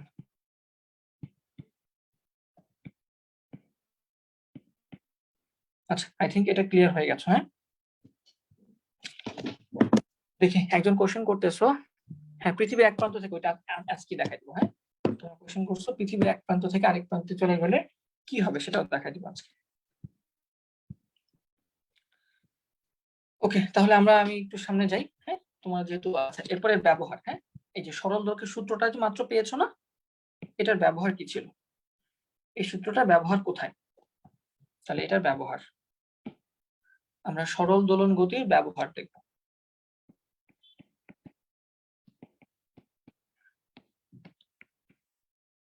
গতির ব্যবহার কোথায় কোথায় ব্যবহার করা যায় এই সূত্রটা, এই সরল দোলন গতিটাকে, এবং এটা দিয়ে কি কি করা যায়? তো মূলত 3টা কাজ করা যায় বা 3টা কাজ করা হয়। একটা হচ্ছে জি এর মান বের করা, জি এর মান। 2 নাম্বার হচ্ছে আমরা বলতে পারি পাহাড়ের উচ্চতা নির্ণয় করা, পাহাড়ের উচ্চতা বের করা। এবং 3 নাম্বার হতে পারে সময় বের করা। তোমরা জানো আমরা সরল দোলক দিয়ে আগে আমাদের সরল দোলক ব্যবহার করে কিন্তু ঘড়ি ইউজ করা হতো না, ঘড়িতে সরল দোলক ব্যবহার করা হতো, বাট এখন তো করা হয় না। তাহলে এই সরল দোলকের যে সূত্রটা মাত্র তোমরা পড়লা, T = 2π√L/G, এই সূত্রটা দিয়ে 3টা কাজ করা যায়। কিভাবে করা যায় দেখো, এই যে কোনো জায়গায় তুমি জি মাপতে চাচ্ছ, অভিকর্ষ ত্বরণ মাপতে চাচ্ছ, তাহলে তুমি কি করবা? তুমি ওখানে এই যে এই সূত্রটা ইউজ করলা, ইউজ করে চেক করলা যে তার দোলনকাল কত। সময় দিয়ে মোবাইল দিয়ে বা স্টপ ওয়াচ দিয়ে তুমি দোলনকালটা হিসাব করলা, তাহলে তুমি টি এর মানটা জানো। তুমি কার্যকরী দৈর্ঘ্যটা মেপে নিয়েছো কতটুকু, ওখান থেকে জি পেয়ে যাবে না? ইজিলি জি পেয়ে যাবে না? তাহলে এই কোয়েশ্চেন থেকে তুমি চাইলে ইজিলি জি এর মানটা বের করে ফেলতে পারো। এবং সেটা কত হবে, আমি যদি স্কয়ার করে দেই তাহলে আমরা বলতে পারি কত, T²/4π² = L/G। সো আমাদের এখানে বলা যায় 4π² / T into L, right? I think হয়ে গেছে না? আমরা যদি এটাকে উল্টায় দিয়ে নিচে নিয়ে আসি GL, আর এখানে তাহলে 4π² / T² আসবে ইন্টু L। তাহলে এইভাবে আমরা জি এর সমীকরণ ইউজ করে অভিকর্ষ ত্বরণের মানটা বের করে নিয়ে আসতে পারবো। এরপরে চলে আসি পাহাড়ের উচ্চতা। এটা কিভাবে বের করা যায়? পাহাড়ের উচ্চতা কিভাবে বের করা যায়? এই যে তুমি কি করলা, পাহাড়ের উপরে গেলা, পাহাড়ের উপরে গিয়ে এই যে দোলকটা নিলা, দোলকটা নিয়ে তুমি এভাবে দোলন চেক করতেছো। হ্যাঁ, দোলন চেক করতেছো। তাহলে দোলকটা যখন তুমি দোলনকাল মানে ঠিক করবা, চেক করবা, অবশ্যই তুমি মাটিতে দোলনকাল বের করে নিবা আগে। তাহলে আমরা 3টা জিনিস দেখতে পাচ্ছি। এটা একটু এক্সপ্লেন করি, এটা যেহেতু দরকার আছে। পাহাড়ের উচ্চতা বের করা, তাহলে এই যে একটা পৃথিবী ছিল, পৃথিবীর উপরে গিয়ে একটা পাহাড় আছে, তুমি সেই পাহাড়ের উপর উঠতেছো। হ্যাঁ, পাহাড়ের উপরে উঠে গেছো, তাহলে এই যে পৃথিবীতে থাকা অবস্থায় তুমি একটা দোলনকাল বের করে নেবা, ধরো T1। আর পাহাড়ের উপরে উঠে গিয়ে তুমি আরেকটা দোলনকাল হিসাব করলা T2। ঠিক আছে, পৃথিবীতে থাকা অবস্থায়, সারফেসে থাকা অবস্থায় তুমি একটা দোলনকাল বের করলা। তুমি তো বের করতে পারো যে একটা দোলনে কত সময় লাগে ঘড়ি দিয়ে। আবার পাহাড়ের উপরে গিয়ে তুমি দেখলা একটা দোলনে কত সময় লাগে। ঠিক আছে, T1 T2। তাহলে আমি T1 এবং T2 বের করে নিয়ে আসলাম। তাহলে T1 T2 দিয়ে আমি এই যে হাইটটা বের করে ফেলবো। কিভাবে বের করব দেখো, আমরা জানি এই যে সূত্রটা থেকে, বাম পাশের সূত্রটা থেকে, টি এর সাথে জি এর সম্পর্ক কি? ব্যস্তানুপাতিক না? ব্যস্তানুপাতিক মানে স্কয়ার রুটের ব্যস্তানুপাতিক আমরা এখানে দেখতে পাচ্ছি টি সমানুপাতিক 1/√g। এবং কেন এই সূত্রটা ইউজ করছি, কারণ এখানে পৃথিবীর ভূপৃষ্ঠে এক ধরনের অভিকর্ষ ত্বরণ হয়, আবার পাহাড়ের উঁচুতে গিয়ে কিন্তু আরেক ধরনের ত্বরণ হবে না, কারণ যেহেতু সে হাইট উপরে উঠতেছে। তাহলে আমরা এখানে বলতে পারি টি সমানুপাতিক √1/g। তাহলে আমি চাই হাইটটা বের করতে, না, বা আপাতত আমাদের উদ্দেশ্য হচ্ছে এই পাহাড়ের উপরে জি এর মানটা বের করা। পাহাড়ের উপরে জি এর মানটা বের করা, এটা হচ্ছে আমার উদ্দেশ্য। কারণ জি পেলে আমি টি পেয়ে যাব, ঠিক আছে? বা জি পেলে জি এর সাথে আমাদের এইচ স্কয়ার কিন্তু বের করা যায় না। আচ্ছা, তাহলে পাহাড়ের উপরে জি2 অভিকর্ষ ত্বরণ এবং ভূপৃষ্ঠে অভিকর্ষ ত্বরণ হচ্ছে জি1। তাহলে জি এর সাথে আবার আমাদের সম্পর্ক জানি, একটা সূত্র জানি, সেটা লিখে দিই বাম পাশে। জি ইজ ইকুয়ালস টু gm/r²। তোমরা এই সূত্রটা জানো সবাই, তোমরা এই সূত্রটা সবাই জানো। তাহলে দেখো তো, জি এর সাথে আমার আর এর সম্পর্কটা কি? ব্যস্তানুপাতিক না, স্কয়ারের ব্যস্তানুপাতিক। তাহলে আমরা বলতে পারি জি সমানুপাতিক অফ 1/r², বা এখানে আসলে ডি দূরত্বের স্কয়ার। হ্যাঁ, এভাবে বলতে পারি আমরা। তাহলে দুটো সম্পর্ক, একটা হচ্ছে টি এর সাথে জি এর সম্পর্ক, আর একটা হচ্ছে জি এর সাথে ডি এর সম্পর্ক।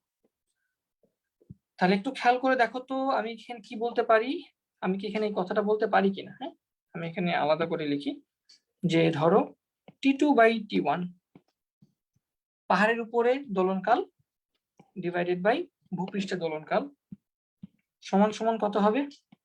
জি দিয়ে লিখো, আগে জি দিয়ে লিখো, যেহেতু ব্যস্তানুপাতিক উল্টায় যাবে না। তাহলে √G1/G2 হবে।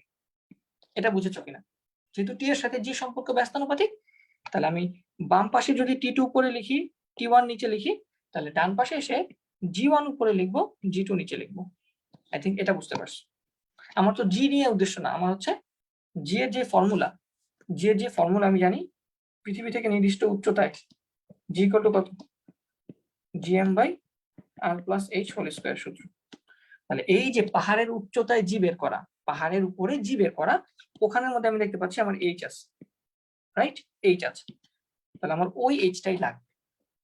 তাহলে আমি আসলে টি থেকে আগে জিতে গেলাম, এবার জি এর সাথে আমি এবার এই ডি এর সম্পর্ক ইউজ করে উচ্চতায় চলে যাব। হ্যাঁ, তাহলে একটু খেয়াল করে আমাকে বলো তো, √G1/G2 এটা করতে আমি কি লিখতে পারবো?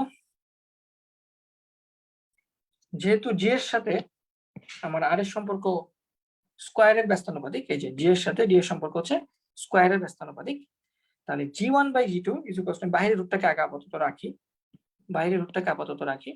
বাইরের রূপটাকে রাখলে G1/G2 আমি বলতে পারবো r+h/r²।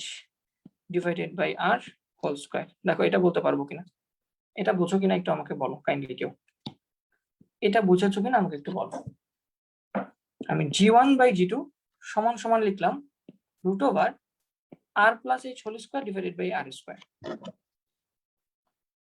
অনেক কমেন্ট করতেছো। হ্যাঁ অনেকে পারতেছো, রাইট? r+h/r, √r² কাটাকাটি চলে যাবে না? হ্যাঁ, √r² কাটাকাটি চলে যাবে। এবং কেন আসলে উপরে r+h² লিখছি, নিচে r² লিখছি, এটা তোমরা আসলে বুঝতে পারা উচিত, রাইট? কারণ আমি যদি এভাবে সূত্রের মধ্যে লিখে দিই, এই যে সূত্রটার মধ্যে যদি লিখে দিই স্পেশালি যে কোনটা G1 কোনটা G2, হ্যাঁ, আমরা যেহেতু ভূপৃষ্ঠে জি চিন্তা করবো, সেটা হচ্ছে G1 ধরছি, তাহলে এটা gm/r² হচ্ছে। আবার আমি পাহাড়ের উচ্চতায় যখন জি বের করবো, পাহাড়ের উপরে যখন জি বের করবো, তখন সেটা কি হবে? G2 gm/r+h²। তাহলে আলটিমেটলি জাস্ট এখানে দুইটা ভাগ করা হয়েছে, আর কিছুই না। হ্যাঁ, দুইটা ভাগ করা হয়েছে, আলটিমেটলি রুট কাটাকাটি চলে গিয়ে যে আমার থাকবে সেটা হচ্ছে r+h/r। ওটা দিয়ে আবার কাটাকাটি করলে কি আসে? আচ্ছা, আমি কি এটা নিচে নিয়ে যাই? হ্যাঁ, আই থিঙ্ক এটা নিচে নিয়ে যাওয়া উচিত, তোমাদের অনেকেরই কনফিউশন আছে। তাহলে রুটটা কাটাকাটি করে দিলে আলটিমেটলি থাকে যেটা, সেটা হচ্ছে r+h/r। তাহলে এবার আমি কি করতে পারি? আর এর সাথে আর ভাগ করে দিতে পারি, এই আমি এখানে লিখতে পারি 1+h/r। এই পর্যন্ত যদি ক্লিয়ার হয়, তাহলে আমার কিছুই না, আমি সবার ডান পাশে এটা ইউজ করব আর বাম পাশে এটা ইউজ করব। এই দুটো ইউজ করে আমি বলে দিতে পারি T2/T1 = 1+h/r। সো এখান থেকে হাইটটা বের করা যায়, এইচ ইকুয়াল টু আসলে কি আসে, T2 by T1 minus 1 into আর। তাহলে এটাকে আমরা একটা ভালো ইকুয়েশন হিসেবে মনে রাখতে পারি। যে কোনো পাহাড়ের উচ্চতা, এখানে পাহাড়ের শুধু উচ্চতা না, এটা বিল্ডিং এর উচ্চতা হতে পারে, হ্যাঁ। তাহলে যে কোনো উচ্চতা বের করার জন্য আমরা এই পর্যায়কাল ইউজ করতে পারবো এইভাবে। ঠিক আছে, সরল দোলক দিয়ে বের করে ফেললাম। Thank you. হ্যাঁ, সবাই বলতেছো বুঝেছো, তাহলে বুঝলে বলবা, হ্যাঁ তোমাদের বোঝাটা আমার দরকার আছে, তাহলে এভাবে পাহাড়ের উচ্চতা বের করে ফেলতে পারবো। তাহলে আমার আমার তোমাদের কাছে কোয়েশ্চেন, আমি কি তাহলে খনির গভীরতা বের করতে পারবো? এই সেম ফর্মুলা দিয়ে আমরা কি খনির গভীরতা বের করতে পারবো? অবশ্যই পারবো। আমরা যেহেতু পৃথিবী থেকে একটা হাইট চিন্তা করে উপরে হাইট বের করে ফেলতে পারলাম, একটা উচ্চতা উঁচু পাহাড় চিন্তা করে আমি যদি পাহাড়ের উচ্চতা বের করে ফেলতে পারি, তাহলে এখন যদি আমার গভীরতা হয়, জাস্ট এটা কি হয়েছে, এটা খনি, পৃথিবীর নিচে একটা গর্ত করা হয়েছে। তাহলে সেক্ষেত্রে সেটা দিয়েও করতে পারা উচিত তোমাদের। আমরা দুই ক্ষেত্রে ভূপৃষ্ঠে জি1 বের করবো, আবার খনির ভেতরে জি বের করবো, জি2 বের করবো, এবং আলটিমেটলি এই সেম সূত্র দিয়ে, এই সেম সূত্রটা দিয়ে আমরা ম্যাথ গুলো করে ফেলতে পারবো, এই সেম ম্যাথ গুলো করে ফেলতে পারবো। ঠিক আছে, আই থিঙ্ক খনির ব্যাপারটাও ক্লিয়ার হয়ে গেছে। হ্যাঁ, 1 আওয়ার হয়ে গেল, একজন বলতেছে 1 আওয়ার হয়ে গেল। 1 আওয়ার হয়ে গেছে ভাইয়া, আমরা অনেক কিছু দেখতেছি, পুরো চ্যাপ্টারটা আজকে রিভাইজ করে ছাড়বো। আচ্ছা, এবং ফাইনালি তাহলে আমরা কি করলাম, জি এর মান বের করলাম, শিখলাম, পাহাড়ের উচ্চতা বের করা শিখলাম। 3 নম্বর হচ্ছে সময়। সময় বের করা কিভাবে শিখবো, সেকেন্ড দোলক দিয়ে, না সেকেন্ড দোলক দিয়ে, আমরা সেকেন্ড দোলক দিয়ে। আজকে কি আমাদের জুবাইয়ের অন্য ক্লাস আছে, আইসিটি বা অন্য ক্লাস? আমরা সেকেন্ড দোলক দিয়ে কি করতে পারি, সময় বের করতে পারি, সময় বের করতে পারি, না আমরা জানি ওটা বের করার নিয়মটা আমরা জানি, ওখানে আমি জাস্ট ডিটেলসে যাব না, কারণ অলরেডি পরে পড়িয়ে ফেলছি আমি। হ্যাঁ, সরল সেকেন্ড দোলকের ক্ষেত্রে কন্ডিশনটা কি হয়, শর্তটা হয় তার পর্যায়কাল। তার পর্যায়কাল কত হতে হবে, পর্যায়কাল হতে হবে 2 সেকেন্ড, না সেকেন্ড দোলকের ক্ষেত্রে পর্যায়কাল টি এর মান হয় সবসময় 2 সেকেন্ড। আচ্ছা, তোমাদের আইসিটি ক্লাস আছে? হ্যাঁ ভাইয়া, ম্যাথ করাবো, হ্যাঁ ম্যাথ অনেক বেশি ম্যাথ করাবো তোমাদের, হ্যাঁ অনেক বেশি ম্যাথ করাবো, ডোন্ট ওয়ারি। আমি আজকে চাইছিলাম ম্যাথ করাইতে, বাট নেক্সট ক্লাস থেকে ম্যাথ করাবো, অনেক ম্যাথ করাবো, ভয়ের কিছু নাই। হ্যাঁ, ভয়ের কিছু নাই। হ্যাঁ, জিনিসগুলো আস্তে আস্তে পড়াচ্ছি, তো তোমরা হয়তো অনেকে বলতেছো বুঝতে পারলাম না কিভাবে 1 আওয়ার হলো। আমি জিনিসগুলো আস্তে আস্তে যাই, যাতে তোমাদের অ্যাটলিস্ট এইটা বলতে না পারো যে ভাইয়া কিছু বাদ দিয়ে গেছে। হ্যাঁ? অনেক ম্যাথ করাবো তোমাদের, যেই ম্যাথের সমস্যা সব ম্যাথ আমি করাবো, কোনো সমস্যা নেই। আমাকে একটু সুযোগ দাও, তোমরা যদি সুযোগ না দাও তাহলে তো আমি ভালো ক্লাস নিতে পারবো না, ঠিক না? সুযোগ দিবা, তাহলে ভালো ক্লাস পাবো। ওকে ওকে, সো আমি এরপর আমরা চলে আসি সেকেন্ড দোলক। আমরা তো দোলকের এগুলো দেখলাম, সময় বের করা, উচ্চতা বের করা, অভিকর্ষ ত্বরণ বের করা। এরপর চলে আসছে দোলকের শক্তি। দোলকের শক্তি, তো শক্তি বলতে আসলে তোমরা কিন্তু নিজেরাই বুঝেছো না, সরল দোলকের শক্তির ক্ষেত্রে কিভাবে কি হবে। একটা সরল দোলক যখন দুলতে থাকে, একটা সরল দোলক যখন দুলতে থাকে, তখন সাম্যাবস্থায় তার সমস্ত শক্তি কি থাকে বলতো? 3টা পয়েন্ট আমি দেই, 3টা পয়েন্ট আমি অলরেডি সমীকরণ নিয়ে প্রমাণ করছি বা দেখাইছি। আমি সমীকরণ দেখাবো না, আমি জাস্ট 3টা বিন্দু দেখাই তোমাদের। হ্যাঁ, এটা একটা বিন্দু, এবং আলটিমেটলি সেই পাশেও তো আসবে, রাইট? তাহলে এই পাশেও তার একটা বিন্দু থাকবে। তাহলে এইভাবে আমাদের সরল দোলকটা দুলতে থাকবে। সরল দোলকটা যখন এইভাবে দুলতে থাকবে, তখন যখন সে 3টা বিন্দু দিয়ে নেই, এ বিন্দু, এটা বি বিন্দু, এটা সি বিন্দু, যখন সে এ বিন্দুতে এসে পৌঁছাবে, সে তো গতিশীল, তাহলে এ বিন্দুতে তার সমস্ত শক্তি কি হবে, ই টোটাল, এটা হবে জাস্ট ইপি প্লাস ই কে, যেখানে ইপির মানটা 0 আর ই কে এর মানটা সর্বোচ্চ থাকবে এ বিন্দুতে। কেন ইপি 0, ইপি বিভব শক্তি কেন 0? কারণ এই যে এটা হচ্ছে তার ভূমি অবস্থা, এটা হচ্ছে তার ভূমি অবস্থা, এর চেয়ে নিচে তো সে আসতে পারে না, রাইট? একটা সরল দোলক এর থেকে নিচে আসতে পারে না, তাহলে এটাই তার সর্বনিম্ন অবস্থান। তাহলে যেহেতু সে এই অবস্থানে আছে, এই জন্য তাকে বিভব শক্তি 0, তার হাইট নাই, হাইট 0। আবার বি আর সি বিন্দুর কথা যদি চিন্তা করি, তাহলে বি আর সি বিন্দু অবশ্যই ভূমি থেকে একটা নির্দিষ্ট উচ্চতায় আছে না? তাহলে সেই বিন্দুগুলোতে আমি যদি টোটাল এনার্জি বের করি ইপি প্লাস ইকে, এখানে ইকেটা শূন্য হবে এবং ইপিটা হবে এমজিএইচ। এইচ কতটুকু ভাইয়া? এখানে এইচ হচ্ছে এই যে হাইট, এইচ হচ্ছে আমার এই হাইট, এইচ হচ্ছে আমার এই হাইট। এবং এখানে কেন ভাইয়া গতিশক্তি শূন্য হবে? কারণ এই যে দেখো সরল দোলককে তুমি কি করেছো, এইখানে নিয়ে ছেড়ে দিয়েছো না? তাহলে নিয়ে ছেড়ে দিয়েছো, এখানে যেহেতু তার কোনো বেগ নাই, সে স্থির, তাহলে এই জন্য এখানে তার গতিশক্তিও শূন্য। এবং খেয়াল করো এখান থেকে যখন সে এই পারে পার হয়ে এই কর্নারে একদম প্রান্তে চলে আসবে, এই প্রান্তে চলে আসবে, তখন এখানে কি সে স্থির হবে না একটা সময়? তারপর তো আবার এখানে আসবে, তাহলে এই যে স্থির হয়েছে এজন্য তার গতিশক্তি শূন্য। ঠিক আছে? এবং কেন এই বিন্দুতে গতিশক্তি সর্বোচ্চ? কারণ এই দেখো সে সবচেয়ে নিচে নেমে আসছে, মানে তার বিভব শক্তিটা গতিশক্তিতে কনভার্ট হয়ে গেছে টোটালি এই বিন্দুতে। ঠিক আছে? সাম্য অবস্থায়, এই জন্য এখানে তার গতিশক্তিটা থাকবে, বিভব শক্তি থাকবে না। Fine fine fine fine I think আমরা এনার্জি সম্পর্কে ধারণা পেয়ে গেছি, এবং এনার্জি কিভাবে বের করে সেটা সূত্রটা আমি জানি না। ইপি তো হচ্ছে half K A square minus x square, এবং ই কে মেবি হাফ কে এক্স স্কোয়ার, রাইট? নাকি ভুল বলছি? ভুল বলছি মেবি, না? আমরা ই কে এবং ইপির ক্ষেত্রে আই থিঙ্ক ভুল বলছি কিনা একটু খেয়াল করি তো। হাফ কে এ স্কোয়ার, বা এটা, হ্যাঁ আমি তো ঠিকই লিখছিলাম, হাফ কে ওয়াই স্কোয়ার লিখতে পারি এটাকে, আর EP equal to half K A square minus Y square লিখতে পারি। এবং এই দুটোকে যোগ করে দিলে কি হবে? আমরা পাবো হাফ কে এ স্কোয়ার, এবং এটা হচ্ছে টোটাল এনার্জি। হ্যাঁ, যে কোনো মুহূর্তে সরল দোলকের টোটাল এনার্জি হচ্ছে এটা। এবং আমরা জানি শক্তি কি থাকে, শক্তি তো থাকে, তাহলে সরল দোলকের যে কোনো পজিশনে তুমি এই সূত্রটা অ্যাপ্লাই করতে পারবে। ঠিক আছে? Thank you. আই থিঙ্ক বিভব শক্তি গতিশক্তি সম্পর্কে একটু ধারণা হয়ে গেছে, ক্লিয়ার। এবং আমার মনে হয় যে আমি মোটামুটি সরল দোলকের ব্যাপারগুলো ক্লিয়ার করে দিচ্ছি। হ্যাঁ, এবং ওই যে আরেকটা ব্যাপার হচ্ছে আমাদের লিফটে, না তোমরা বলছিলে একটা কথা যে ভাই লিফটের ক্ষেত্রে আমরা কিভাবে কি করব। লিফটে দোলনকাল বা যখন আমরা কম্পাঙ্ক বের করব তখন কি ইউজ করব।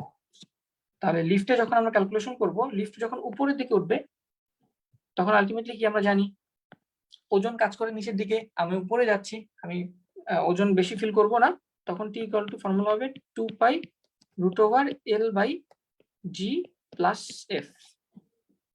লিফট যখন উপরে যাচ্ছে তখন তুমি ভারী অনুভব করো নিজেকে, তাহলে ত্বরণ তখন যোগ হবে। আবার লিফট যখন নিচে নামবে, লিফটের ভেতর তুমি যখন পর্যায়কাল বের করবা তখন ফর্মুলা কি হবে? 2 pi root over L by G minus F, যেখানে এফটা হচ্ছে লিফটের ত্বরণ। হ্যাঁ, লিফটের নিজস্ব ত্বরণ, নিচে গেলে মাইনাস, উপরে গেলে প্লাস। লিফটের দোলনকাল বের করলাম। এবং ফাইনালি তোমাদের স্প্রিং এর ক্ষেত্রে একটা কথা বলা দরকার, আমি আর বেশিক্ষণ নিব না, 5 মিনিট। হ্যাঁ, 8 বাজে নয়, এটা 8 বাজে, আমি তোমাদের 5 মিনিটে ছেড়ে দেবো, যেহেতু সবকিছু রিভাইজ করছি এই জন্য। হ্যাঁ, তাহলে সেই ক্ষেত্রে আরেকটা যেটা বললাম, স্প্রিং এর ক্ষেত্রে স্প্রিং ধ্রুবক, না স্প্রিং ধ্রুবকটা তোমরা সবাই বলছিলে যে ভাই স্প্রিং ধ্রুবকটা একটু বুঝাই দেন। এবং তোমাদের ওই যে ম্যাপটা আছে না, যে পৃথিবী মাঝখানে ছিদ্র করে দিলে কি হবে, বস্তু ছেড়ে দিলে, ওটাও বুঝাই দেবো। হ্যাঁ, আজকে বুঝাইতে পারবো না, হয়তো সময় নাই, যেহেতু পুরো চ্যাপ্টারটা রিভাইজ করলাম অনেক বেশি কিছু, এই জন্য। স্প্রিং ধ্রুবককে কে দিয়ে রিপ্রেজেন্ট করা হয়? হ্যাঁ, এটা মানে কি, একটা স্প্রিং কে তুমি যখন টান দিবা তখন সে কতটুকু প্রসারিত হবে এটা ডিপেন্ড করে ওই কে এর উপর। সব স্প্রিং কি টান দিলেই বড় হয় সহজে? একটা তো বেশি টান দিতে হয়, একটাকে কম টান দিতে হয়। তাহলে স্প্রিং ধ্রুবকটা বের করা যায় কিভাবে? F equal to kx, এই ফর্মুলা দিয়ে। ধরো তুমি একটা স্প্রিং এর মধ্যে একটা স্প্রিং ছিল স্বাভাবিকভাবে, সেই স্প্রিংটাকে যখন তুমি টান দিবা, তখন সে প্রসারিত হবে। তাহলে সে প্রসারিত হলো। তাহলে এই যে তুমি একটা ফোর্স দিয়ে তাকে টান দিছো, তুমি টান দিছো, যার কারণে সে প্রসারিত হয়েছে। কতটুকু প্রসারিত হয়েছে? আগে ছিল এখানে, এখন চলে আসছে নিচে, এতটুকু প্রসারিত হয়েছে। এক্স পরিমাণ প্রসারিত হয়েছে তাহলে স্প্রিংটা, তাহলে এক্স পরিমাণ প্রসারণে এফ পরিমাণ বল লাগছে। তাহলে তুমি স্প্রিং এর কে কিভাবে বের করবা? এই ফর্মুলা দিয়ে, ঠিক আছে? K equal to F by X. তাহলে এটাকে বলা হচ্ছে স্প্রিং এর স্প্রিং ধ্রুবক। এখন এই কে দিয়ে অনেকগুলো স্প্রিং কে একসাথে লাগালে কি হয়, সমান্তরালে লাগালে কি হয়, বা অন্যভাবে লাগালে কি হয়, এই জিনিসগুলো আমরা নেক্সট ক্লাসে আশা করি তোমাদের দেখাতে পারবো। বাট আপাতত বলে দিই, দুইটা স্প্রিং যদি শ্রেণীতে কানেক্ট করো, ধরো একটা স্প্রিং এভাবে আছে যেটা স্প্রিং ধ্রুবক K1, আরেকটা স্প্রিং তুমি এখানে নিয়ে আসছো যেটা স্প্রিং ধ্রুবক হচ্ছে K2। তাহলে এই দুইটাকে তুমি যদি শ্রেণীতে কানেক্ট করো, তখন তোমার যে তুল্য স্প্রিং ধ্রুবক হবে সেটা কত হবে? 1/k equal to 1/K1 plus 1/K2। এইভাবে শ্রেণীর ক্ষেত্রে সমান্তরালে রোধের সূত্রটা ইউজ করতে হয়। আর যদি প্যারালালি অ্যাড করি, ধরো এই যে একটা স্প্রিং, এই স্প্রিং এর সাথে আমি আরেকটা স্প্রিং কে প্যারালালি অ্যাড করলাম, সমান্তরালে অ্যাড করলাম। সমান্তরাল কিভাবে বুঝবো? এই যে, ঠিক আছে, এইভাবে কানেক্টেড, আগে এখানে কানেক্টেড ছিল। তাহলে এইভাবে যদি আমি সমান্তরালে কানেক্ট করি, সেক্ষেত্রে আমার তুল্য স্প্রিং ধ্রুবক বের করতে হয়। কে ইকুয়াল টু ফর্মুলা হচ্ছে K1 প্লাস K2। সমান্তরালের ক্ষেত্রে রোধের শ্রেণীর সূত্র, শ্রেণীর ক্ষেত্রে রোধের সমান্তরাল সূত্র। দুইটা সূত্র কেন অ্যাপ্লাই করা হয় নেক্সট আমি বুঝাই দিব। আজকে আপাতত এই পর্যন্তই তোমাদের বুঝাবো। এখন চলে আসো তোমাদের নিয়ে কিছু কথা। অনেক কিছু তো পড়াইলাম, অনেক কিছু বুঝাইলাম, এখন আসলে তোমাদের কথা আমি বলবো, একটু শোনো কাইন্ডলি। হ্যাঁ, এখন পড়াবো না, যেহেতু পড়াচ্ছি না, একটু কথা শুনতে পারো। আই থিঙ্ক এতগুলো ক্লাস নিয়েছি, তোমাদের কথা শুনতে পারো। আই থিঙ্ক ক্লাসের শুরুতেই বলছিলাম, we do listen to all of you, right? তোমরা যাই বলো না কেন, সে কথাগুলো আমাদের কানে পর্যন্ত পৌঁছায়। সো মানুষের কথা, মুখ এমন একটা জিনিস, বন্দুকের মতো না, বন্দুকের গুলির মতো। একবার একটা কথা বলে ফেললে সেটাকে আর আনডু করা যায় না, আমরা তো জানি না। তো আমাদের কথা বলার জন্য একটু কেয়ারফুল হইতে হবে। হ্যাঁ, এখনের জন্য না, ভবিষ্যতের জীবনের জন্য সব সময় যখনই কথা বলবো, কিছু লিখবো, লিখবো, কেয়ারফুলি বলবো। বিকজ একবার এটাকে বলে ফেললে এটা কখনো রিডু করা যায় না, মানে আনডু করা যায় না আর কি। হ্যাঁ, মানে আবার কেটে ব্যাক করা যায় না। সো তোমরা অনেকে অনেক কিছু বলেছো, তোমাদের সবাইকে আসলে ধন্যবাদ। তোমরা অ্যানোনিমাসলি অনেক কিছু সাজেস্ট করেছো। তো যারা আমাকে মানে কি বলবো, গঠনমূলক সমালোচনা করবা, আই অ্যাপ্রিসিয়েট দ্যাম, যে হ্যাঁ ভাই আপনার এই জিনিসটা এরকম, আপনি এইভাবে করো, আই অ্যাপ্রিসিয়েট দ্যাট। আর তোমরা যদি আসলে এভাবে রিপ্লাই দাও বা এভাবে লিখো,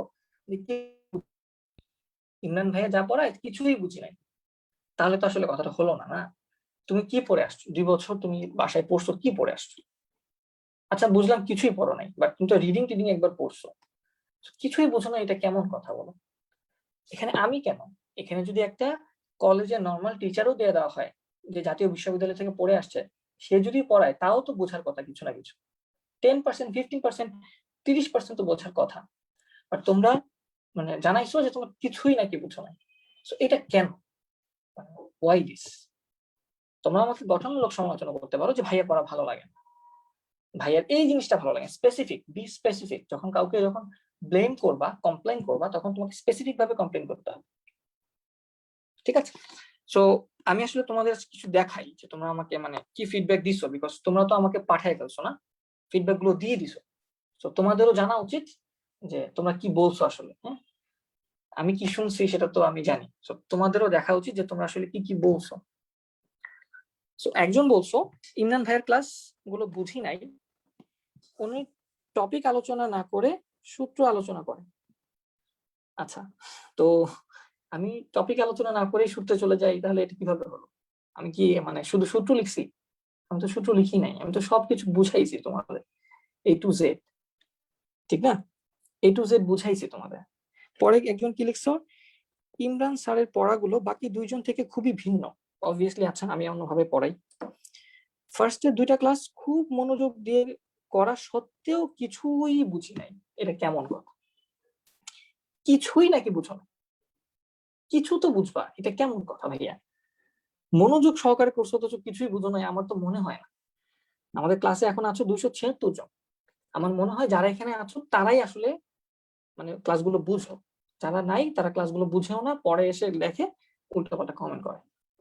আচ্ছা, আরো কিছু আমি তোমাদের সাথে শেয়ার করি, হ্যাঁ, কারণ আসলে এখানে যে এত কিছু, এত ভালো ভালো কথা তোমরা লিখছো, আসলে এগুলো শুনলে মানে দেখলে খুব ভালো লাগে নিজের কাছে, হ্যাঁ, যে আমি আসলে খুব মানে অনেক ভালো লাগে। সো তোমাদের জানা উচিত যে আমি, তোমরা কি কি বলছো আমাকে, এই জন্য আমি জানাচ্ছি। একজন বলতেছো ইমরান ভাইয়ার পরিবর্তে রাতুল খান ভাইয়া থাকলে ভালো হতো। Still that's my personal opinion. Okay, তোমার পার্সোনাল অপিনিয়ন থাকতেই পারে, আমার পড়া তোমার ভালো না লাগতে পারে, ইটস ওকে, সমস্যা নেই।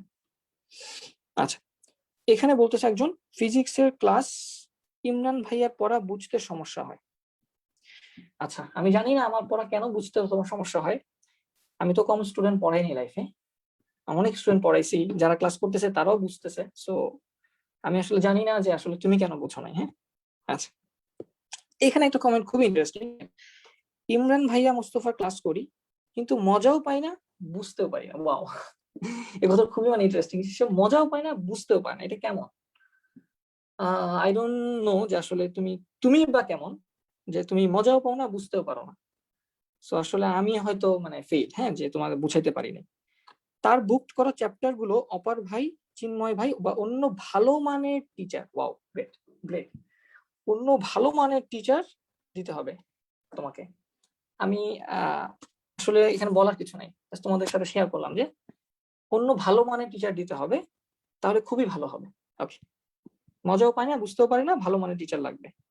ওকে, এখানে একজন লিখছো নাহিয়ান ভাইয়ার ক্লাসে অভিযোগ আছে এই সেই, মোস্তফা ভাইয়ার ক্লাসও অতটা ভালোভাবে নেয় না সবাই। আমি জানি না আমার ক্লাস কেন তোমরা ভালোভাবে নাও না, তোমরা একটু দেখো, হ্যাঁ, কথাগুলো দেখো, মানে শোনো, পড়াশোনা তো করছোই, শুনো যে তোমরা আসলে আমাদের সম্পর্কে কি ভাবো। সবাই শেয়ার করবে না, আমি শেয়ার করতেছি because I want you all to see what you have written. Okay, next, Imran Mostafa ভাইয়ের ক্লাসগুলো আমি বুঝতে পারি না, পর্যাবৃত্ত গতি। ইমরান মোস্তফা ভাইয়াদের পড়ানো চ্যাপ্টারগুলো আমি করলে বুঝতে সমস্যা হয়, তাই ক্র্যাশ কোর্সে ওনাদের ক্লাস করতে আমার প্রবলেম হচ্ছে, আশা করি আমার সমস্যাটা বুঝতে পারবেন। কিভাবে বুঝবো? ইউ নিড টু সে যে আমি এই জিনিসটা বুঝি নাই ভাইয়া, দোলন গতি বুঝাইছে এটা বুঝি নাই, ভাইয়া শক্তি বুঝাইছে এই জিনিসটা বুঝি নাই, না, এভাবে বলতে পারো। এভাবে তো বলতে পারো না যে কিছুই বুঝি নাই। ওকে, নেক্সট, ফিজিক্যাল অপটিক্স দুইটা অপর ভাইয়া, চিন্ময় ভাইয়া আর ইমরান ভাইয়া নিলে ভালো হতো, এই দুই চ্যাপ্টার অনেকের প্রবলেম। হ্যাঁ, এটা তোমরা এই জায়গায় বলছো যে হ্যাঁ আমি নিলেও সমস্যা নাই তোমাদের। দেন এখানে বলতেছো, হ্যাঁ এখানেও তোমরা বলছো বেশি বেশি চাই, দুইটা কমেন্ট পাইলাম। একজন এখানে বলছো অপর ভাই ইমরান ভাই ক্লাস নিলে ভালো হয়। আচ্ছা ঠিক আছে, thank you so much appreciate করার জন্য, তিনটা কমেন্ট পাইলাম। এবার একটু দেখি, এই কমেন্টটা খুব ইন্টারেস্টিং। অ্যাকচুয়ালি আমার ইমরান মোস্তফা ভাইয়ের ক্লাসটা বেশি অ্যাট্রাকটিভ মনে হয় না, ভাইয়া অনেক brilliant and good minded, thank you so much, but interesting মনে হচ্ছে না আমার ক্লাস। অন্য ভাইয়াদের ক্লাস কম্পেয়ার করলে মোস্তফা ভাইয়ের class is not so good. Okay, so I think আমার ক্লাস বেশি ভালো লাগে নাই তোমার কাছে, কম্পেয়ার করেছো তুমি। আই ডোন্ট নো যে আসলে আমি তাদের থেকে কতটুকু উপরে বা কতটুকু নিচে, but I think I have tried my best, and those who attended my class, I think তারা ভালোভাবে বুঝতে পারছে, হ্যাঁ। অ্যান্ড এই ক্লাসগুলোর জন্য আসলে অনেকে অনেক বেশি পে করে, পেমেন্ট তো পরে কথা, পেমেন্ট পরে কথা, আমরা এখানে পড়ানোর জন্য আসছি এবং আমি চাই সবকিছু বোঝানোর জন্য। বাট আচ্ছা, ডোন্ট মাইন্ড মোস্তফা ভাইয়া, বাট একটু ইন্টারেস্টিং করার ট্রাই করবো। আই ডোন্ট নো যে how to make it more interesting for you, I don't know actually. তোমাদের ক্লাস 9:30 জানি, কথাগুলো শেয়ার করছি, পড়াচ্ছি না তো, বোরিং বোর ফিল করো না, হ্যাঁ। মজা, এগুলো খুব মজার, ইন্টারেস্টিং, এগুলোই তো মজা। তোমরা তো এইসব মজাই চাও ক্লাসে, রাইট? তোমরা চাও তোমাদের সাথে অনেক মজা করা হোক, বাট আমি বলবো I am not a joker, I am not a joker, I am not here to entertain you, I am here to teach you something. Okay, so I am not a joker, first of all clear করে নিলাম। দেখি, এরপরে দেখি, মোস্তফা ভাইয়া ছাড়া অন্য কেউ class নিলে ভালো হয়, ওনার ক্লাস ভালো মতো বুঝতে পারি না। Thank you so much. অন্য কেউ ক্লাস নিলে ভালো হয়, অবভিয়াসলি তোমরা বলো অপারের ক্লাস নিবে, চিন্ময় ভাইয়া তোমাদের ক্লাস নিবে, নাইয়ান ভাইয়া তোমাদের ক্লাস নেবে। সো দেখা যাক, হ্যাঁ। তোমরা তো বলছো বুঝতে পারো না, ক্লাস অন্য কেউ নিলে আরো ভালো হয়, অবভিয়াসলি নিবে, কেন নিবে না। ইমরান মোস্তফার ভাইয়ার ক্লাসগুলো বুঝতে একটু বেগ পেতে হয়। হ্যাঁ, বেগ তো পেতে হবেই। যদি আগে পড়াশোনা করা না থাকে বেগ তো পেতে হবে। একটু তো পড়াশোনা করতে হবে না ভাইয়া, সামনে তো পরীক্ষা, একটু তো পড়তে হবে। যাই আরো যাই, একটু পরে আমরা কথাগুলো দেখি। হ্যাঁ, ইন মাই অপিনিয়ন ফিজিক্সের বাকি ক্লাসগুলো নাহিয়ান ভাইয়ার এক্সেপ্ট অন্য কেউ দেয়া লাগবে। যাই হোক, অপর মোস্তফা ইমরান মোস্তফা ভাই, নাহিয়ান ভাইয়া ভালো মানুষ, ভালো টিচার টু, বাট ওনার ক্লাস কেন জানি অ্যাটেনশন দরকার। বা আচ্ছা, ওটা নাহিয়ান ভাইয়া, ওটা আমি বলতে চাই না। আমার সম্পর্কে যেটা আসছে সেগুলো একটু বলি। হ্যাঁ, ইমরান মোস্তফা স্যার স্লাইডে পড়ায় বাট বোঝা যায় না। আই ডোন্ট নো যে এখানে স্লাইড কোথায় পাইছো তুমি। আমি যে সবকিছু লিখে লিখে পড়াইলাম, কোনো কিছু নিয়ে আসি নাই হুট করে, এটা তুমি কোথায় পেয়েছো আমি জানি না। আমি এখানে স্লাইডে পড়াই না ভাইয়া, আমি লিখে লিখে পড়াই। খাতা কলমে যেভাবে পড়াই, বোর্ডে যেভাবে লিখে লিখে পড়াই, আমি ঠিক হুবহু লিখে লিখে পড়াই। ইভেন আমার এখানে অ্যাডভান্টেজ হচ্ছে আমি এখানে পয়েন্টার গুলো ইউজ করতে পারি। এই পয়েন্টার গুলো ইউজ করতে পারি যেটা আর কোনো জায়গায় সম্ভব না। আমি এখানে কালার ইউজ করতে পারি যেটা আর কোনো জায়গায় সম্ভব না। আমি এখানে শেপ ড্র করতে পারি যেটা আর কোনো জায়গায় সম্ভব না। তোমাদের কোনো টিচার এভাবে ক্লাস নেয় না, as far age I know. ঠিক আছে, এভাবে শেপ ড্র করে, পারফেক্ট শেপ ড্র করে এভাবে আঁকা যায়, এটা আমি কোথাও। সো আমি স্লাইডে পড়াই না। যাই হোক, এরপর যেটা বলতেছো যায় না, ঠিক মতো বোঝা যায় না, উনি অনেক কিছু বাদ রেখে যায়। ওয়াও, আমি তোমাদের কি বাদ রেখে গেলাম আমার মানে ধারণা নাই যে আমি তোমাদের কি বাদ রেখে যাচ্ছি। মাত্র 3টা ক্লাস আমাকে দিছো 1 ঘন্টা করে, 1 ঘন্টা 10 মিনিট 15 মিনিট করে, এখন বলতেছো আমি অনেক কিছু বাদ রেখে গেছি। আমি কি শেষ করছি পড়ানো? কিন্তু শেষ করি নাই। শেষ করতে দাও, এরপর বলো যে ভাই এই জিনিসটা বাদ দিয়ে গেছি। আমার হাত ধরে অনেক অনেক স্টুডেন্ট বুয়েট মেডিকেলে চান্স পাইছে। তাহলে তুমি কোন জায়গার স্টুডেন্ট বাবা? তুমি কোন জায়গার চিজ? হ্যাঁ, যে তুমি বোঝো না। ওয়েল, বুঝতে না পারো, এটা তোমার নিজস্ব অপিনিয়ন। যাই হোক, হ্যাঁ, আশা করি উনাকে আর চ্যাপ্টার দিবেন না। Very good. আসলে আমার চ্যাপ্টার আমি জানি না আমি নিব কিনা, বিকজ এইভাবে কমেন্ট আসলে, তোমাদের ফিডব্যাক আসলে তো আসলে ক্লাসগুলো নেওয়া যাবে না, রাইট? তোমরা বলছো ওনাকে আর চ্যাপ্টার দিবেন না। Thank you so much, but let's see. তোমরা আমাকে জাজ করার কে, আর 10 মিনিট স্কুল আমাকে জাজ করার কে? হ্যাঁ, কাউকে জাজ করতে হলে অ্যাটলিস্ট তার সমানে গিয়ে তাকে জাজ করবা। হ্যাঁ, আগে জাজ করবা না। But I don't no, 10 minute school যদি আমাকে যোগ্য মনে করে অবভিয়াসলি আমাকে ক্লাস দিবে। আচ্ছা, চিন্ময় স্যার, হ্যাঁ তোমাদের চিন্ময় স্যার অনেক ভালো ক্লাস নেয়, নাহিয়ান স্যার ক্লাস নেয়, অপার স্যারও অনেক ক্লাস নেয়, ওনারা অবভিয়াসলি পড়াবে, সমস্যা নেই। ইমরান ভাই স্যার স্টুডেন্ট ভালো বাট ভালো বুঝাতে পারে না। আই ডোন্ট নো যে আসলে আমার 5 বছরের 6 বছরের এক্সপিরিয়েন্সেও তোমাদের বুঝাইতে না পারার মানে ব্যর্থতাটা কোথায় আমার, কোথায় গিয়ে আমি তোমাদের বুঝাতে পারি না, but I try my best. Next, হ্যাঁ, অবশেষে একটা কমেন্ট পেলাম যে অনেক ভালো লেগেছে ইমরান ভাইয়ের, আরো ক্লাস চাই। থ্যাংক ইউ ভাইয়া, তোমরা চাইলে ক্লাসগুলো পাবো অথবা পাবো না। আমার ক্লাসগুলো বুঝতে একটু সমস্যা হয়, আচ্ছা সমস্যা হতে পারে যদি আগে পড়া না থাকে। ইভেন যারা নতুন পড়ছো তারাও কিন্তু আমার ক্লাস বোঝার কথা। আই থিঙ্ক তোমরা একটু জানাই দিও তো বুঝতে পারো কিনা। পরে যাই, ইমরান স্যারের পড়া বুঝি না। ওকে, বুঝতে নাই পারো। ভাবছিলাম ফার্স্ট ক্লাসটা বুঝতেছি না, বাট অন্য ক্লাসগুলোতেও বুঝি না। হ্যাঁ, মনে করছো ফার্স্ট ক্লাসে বোঝা নাই, বাট পরে ক্লাস করছো, পরের ক্লাসও করছো, তাও বুঝো নাই। Wow, great. টানা 3টা ক্লাস করে কিছুই বুঝলাম না। আমি জানি না আসলে, আমি আসলে কিছুই তোমাকে বুঝাতে পারি নাই কেন, হয়তো আমারই ব্যর্থতা। আচ্ছা, এরপরে যাই। ইমরান মোস্তফা ক্লাস বেশি বেশি চাই। থ্যাংক ইউ, 4টা কমেন্ট পাইলাম সোফার, যেখানে আমার ক্লাস চাইছো তোমরা। হ্যাঁ, ইমরান মোস্তফা ভাইয়ের ক্লাসগুলো বুঝতে একটু বেগ পেতে হয়, আগেই বলছো। চিন্ময় ভাইয়া নিলে, সবাই চিন্ময় ভাইকে চাও, চিন্ময় ভাইয়ের ক্লাস নেবে, কোনো সমস্যা নেই। আসতেছেও, নিছে অলরেডি, ও আরো নিবে। হ্যাঁ, চিন্ময়, আমি, অপার, আমরা 3জন কিন্তু সেম ব্যাচেরই। হ্যাঁ, আমি সিএসসি, চিন্ময় ত্রিপলি, আর অপার হচ্ছে মেবি সিভিলের। ওকে, সো আচ্ছা, পর্যাবৃত্ত গতি চিন্ময় ভাইয়া নিলে ভালো হতো, আমার ইমরান ভাইয়ার পড়া বুঝতে সমস্যা হয়। আচ্ছা ঠিক আছে, হয়তো তোমার চিন্ময় ভাইয়াকে তোমরা মানে রিকোয়েস্ট করতে পারো, সে হয়তো এসে আবার নিতে পারে। হ্যাঁ, আমার ক্লাসটা বুঝতে সমস্যা হচ্ছে, চিন্ময় নিয়ে নেবে, সমস্যা নেই, যদি তোমরা বলো, ওকে রিকোয়েস্ট করো। আমি জানি না ও করবে কিনা। আচ্ছা, হ্যাঁ, আরেকটা কমেন্ট পাইলাম, ইমরান ভাই মুস্তফা পদার্থবিজ্ঞান সুন্দর বুঝি, ওনাদের পড়ানো খুব ভালো। আচ্ছা, 5টা কমেন্ট পাইলাম সোফার। আচ্ছা, হ্যাঁ দেখি নেক্সট কমেন্ট, ইমরান মুস্তফা ভাইয়ের ক্লাসটা ভালো হচ্ছে না। ওকে, আই ডোন্ট নো যে কোন অ্যাঙ্গেল থেকে আসলে ভালো হচ্ছে না। ভালো হওয়ার তো কথা উচিত মানে ছিল, আমি তো চেষ্টা করেছি। আই ডোন্ট নো যে ইফ ইউ ক্যান মানে see my effort, but I am suffering from chronic laryngitis. Doctor suggested me, strongly suggested me not to talk. 10 days, at least 10 days. পরে বলছে 1 মাস কথা না বলতে, বাট আমি কথা বলছি। I am trying my best. But এখানে তোমরা হয়তো বাসায় শুয়ে বসে মানে ঘুমায় ক্লাস করতেছো, জাস্ট অন করে রাখছো, আর তোমরা বলতেছো যে ভালো হচ্ছে না class. I don't know. Chinmoy ভাই ক্লাস নেওয়ার অনুরোধ করছে। হ্যাঁ, তোমার চিন্ময় ভাই ক্লাস নেবে। চিন্ময় ভাই, ইমরান ভাইয়ের বেশি বেশি ক্লাস চাই। 6টা কমেন্ট পাইলাম সোফার। হ্যাঁ, বোঝা যায় না, একটু দেখেন। ইমরান মুস্তফা ভাইয়ের ক্লাস বোঝা যায় না, আই ডোন্ট নো। আবারও একই কথা, বোঝা যায় না, কোন জায়গায় বোঝাতে পারি নাই জানি না। ইমরান মুস্তফা স্যারের ক্লাস বুঝতে আমার খুবই অসুবিধা হয়। স্যারের পড়ানোর বিষয়টা অন্য কেউ পড়ালে ভালো হয়, আমার বিষয়টা অন্য কেউ পড়ালে ভালো হয়। হ্যাঁ, তোমরা রিকোয়েস্ট করো অপারকে, অপার এসে তোমাদের ক্লাস নিয়ে নেবে। চিন্ময় তোমাদের ক্লাস নিয়ে নেবে, কোনো সমস্যা নেই। হ্যাঁ, অপার, চিন্ময় স্যার, ইমরান মুস্তফা স্যারের ক্লাস চাই। সোফার 6টা না 7টা কমেন্ট পাইলাম। আর এখানে আরো অনেক কমেন্ট আছে আসলে, যে ইমরান ভাইকে চাই না, অপার ভাইকে চাই। হ্যাঁ, তোমরা অপার ভাইকে চাইতেই পারো। অপারও সময় পেলে তোমাদের জন্য অবশ্যই অবশ্যই ক্লাস নেবে। অনেক সুন্দর ক্লাস নেয়, অনেক সুন্দর করে গুছায় ক্লাস নেয়। আচ্ছা, হ্যাঁ, ওই যে বললাম ইমরান মুস্তফা ভাইয়ের ক্লাস করি, মজাও পাই না, বুঝতেও পারি না। তার বুক করা চ্যাপ্টার গুলো অন্য কাউকে দিয়ে দিলে ভালো হয়। আমি জানি না অন্য কেউ তোমাকে কত ভালোভাবে বুঝাবে। তোমরা হয়তো ওদের থেকে বেশি ভালো মানে বুঝেছো, এই জন্যই আসলে ওই জিনিসগুলো বলেছো, হোয়াট এভার।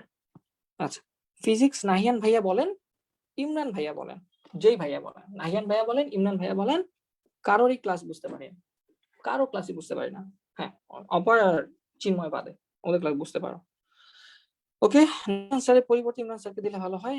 আচ্ছা, এটা পরিবর্তে কথাগুলো বললো না। হ্যাঁ, নাহিয়ান স্যার অনেক সিনিয়র একজন টিচার, উনি অনেক সিনিয়র একজন টিচার, ওনার হাত ধরে অনেকে চান্স পাইছে। তো তুমি কেন চান্স পাবা না? তুমি কেন ভালো কিছু করতে পারবে না? তুমি কেন বুঝতেছো না?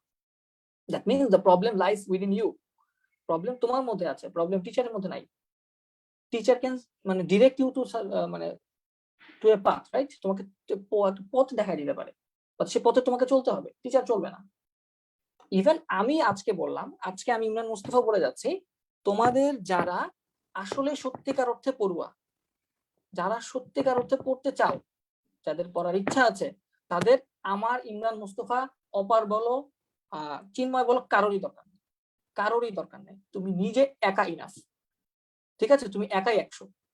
এই চিন্ময়, অপার, ইমরান মুস্তফা, নাহিয়ান, এই দুনিয়াতে যত টিচার আছে, কোনো টিচার তোমার দরকার নেই, কোনো টিচার তোমার দরকার নেই। যারা পড়ুয়া আছো, তুমি নিজে চেষ্টা করো, তুমি নিজেই পারবে, তোমাকে কেউ সামনে আগে দিতে পারবে না। আমি বইয়েরই চান্স পাইছি, আমাকে আমাকে কেউ বলতে পারবে না, কোনো টিচার বলতে পারবে না আমি তোকে চান্স পাইছি। আমি আমার নিজের যোগ্যতা থেকে, আমার একটা সাধারণ কলেজ থেকে, আমি যে কলেজে পড়তাম, গাজীপুর একটা কলেজ, এখানে একটা সাধারণ কলেজ থেকে আমি টপ 100 গেছি, এবং আমি নিজের যোগ্যতায় গেছি, নিজের চেষ্টায় গেছি, কোনো টিচারের যোগ্যতা যায়নি, কোন টিচারের কাছে আমি দিন রাত পড়ি, কোন বইটা ভাই আমাকে এসে পড়াই যায়নি।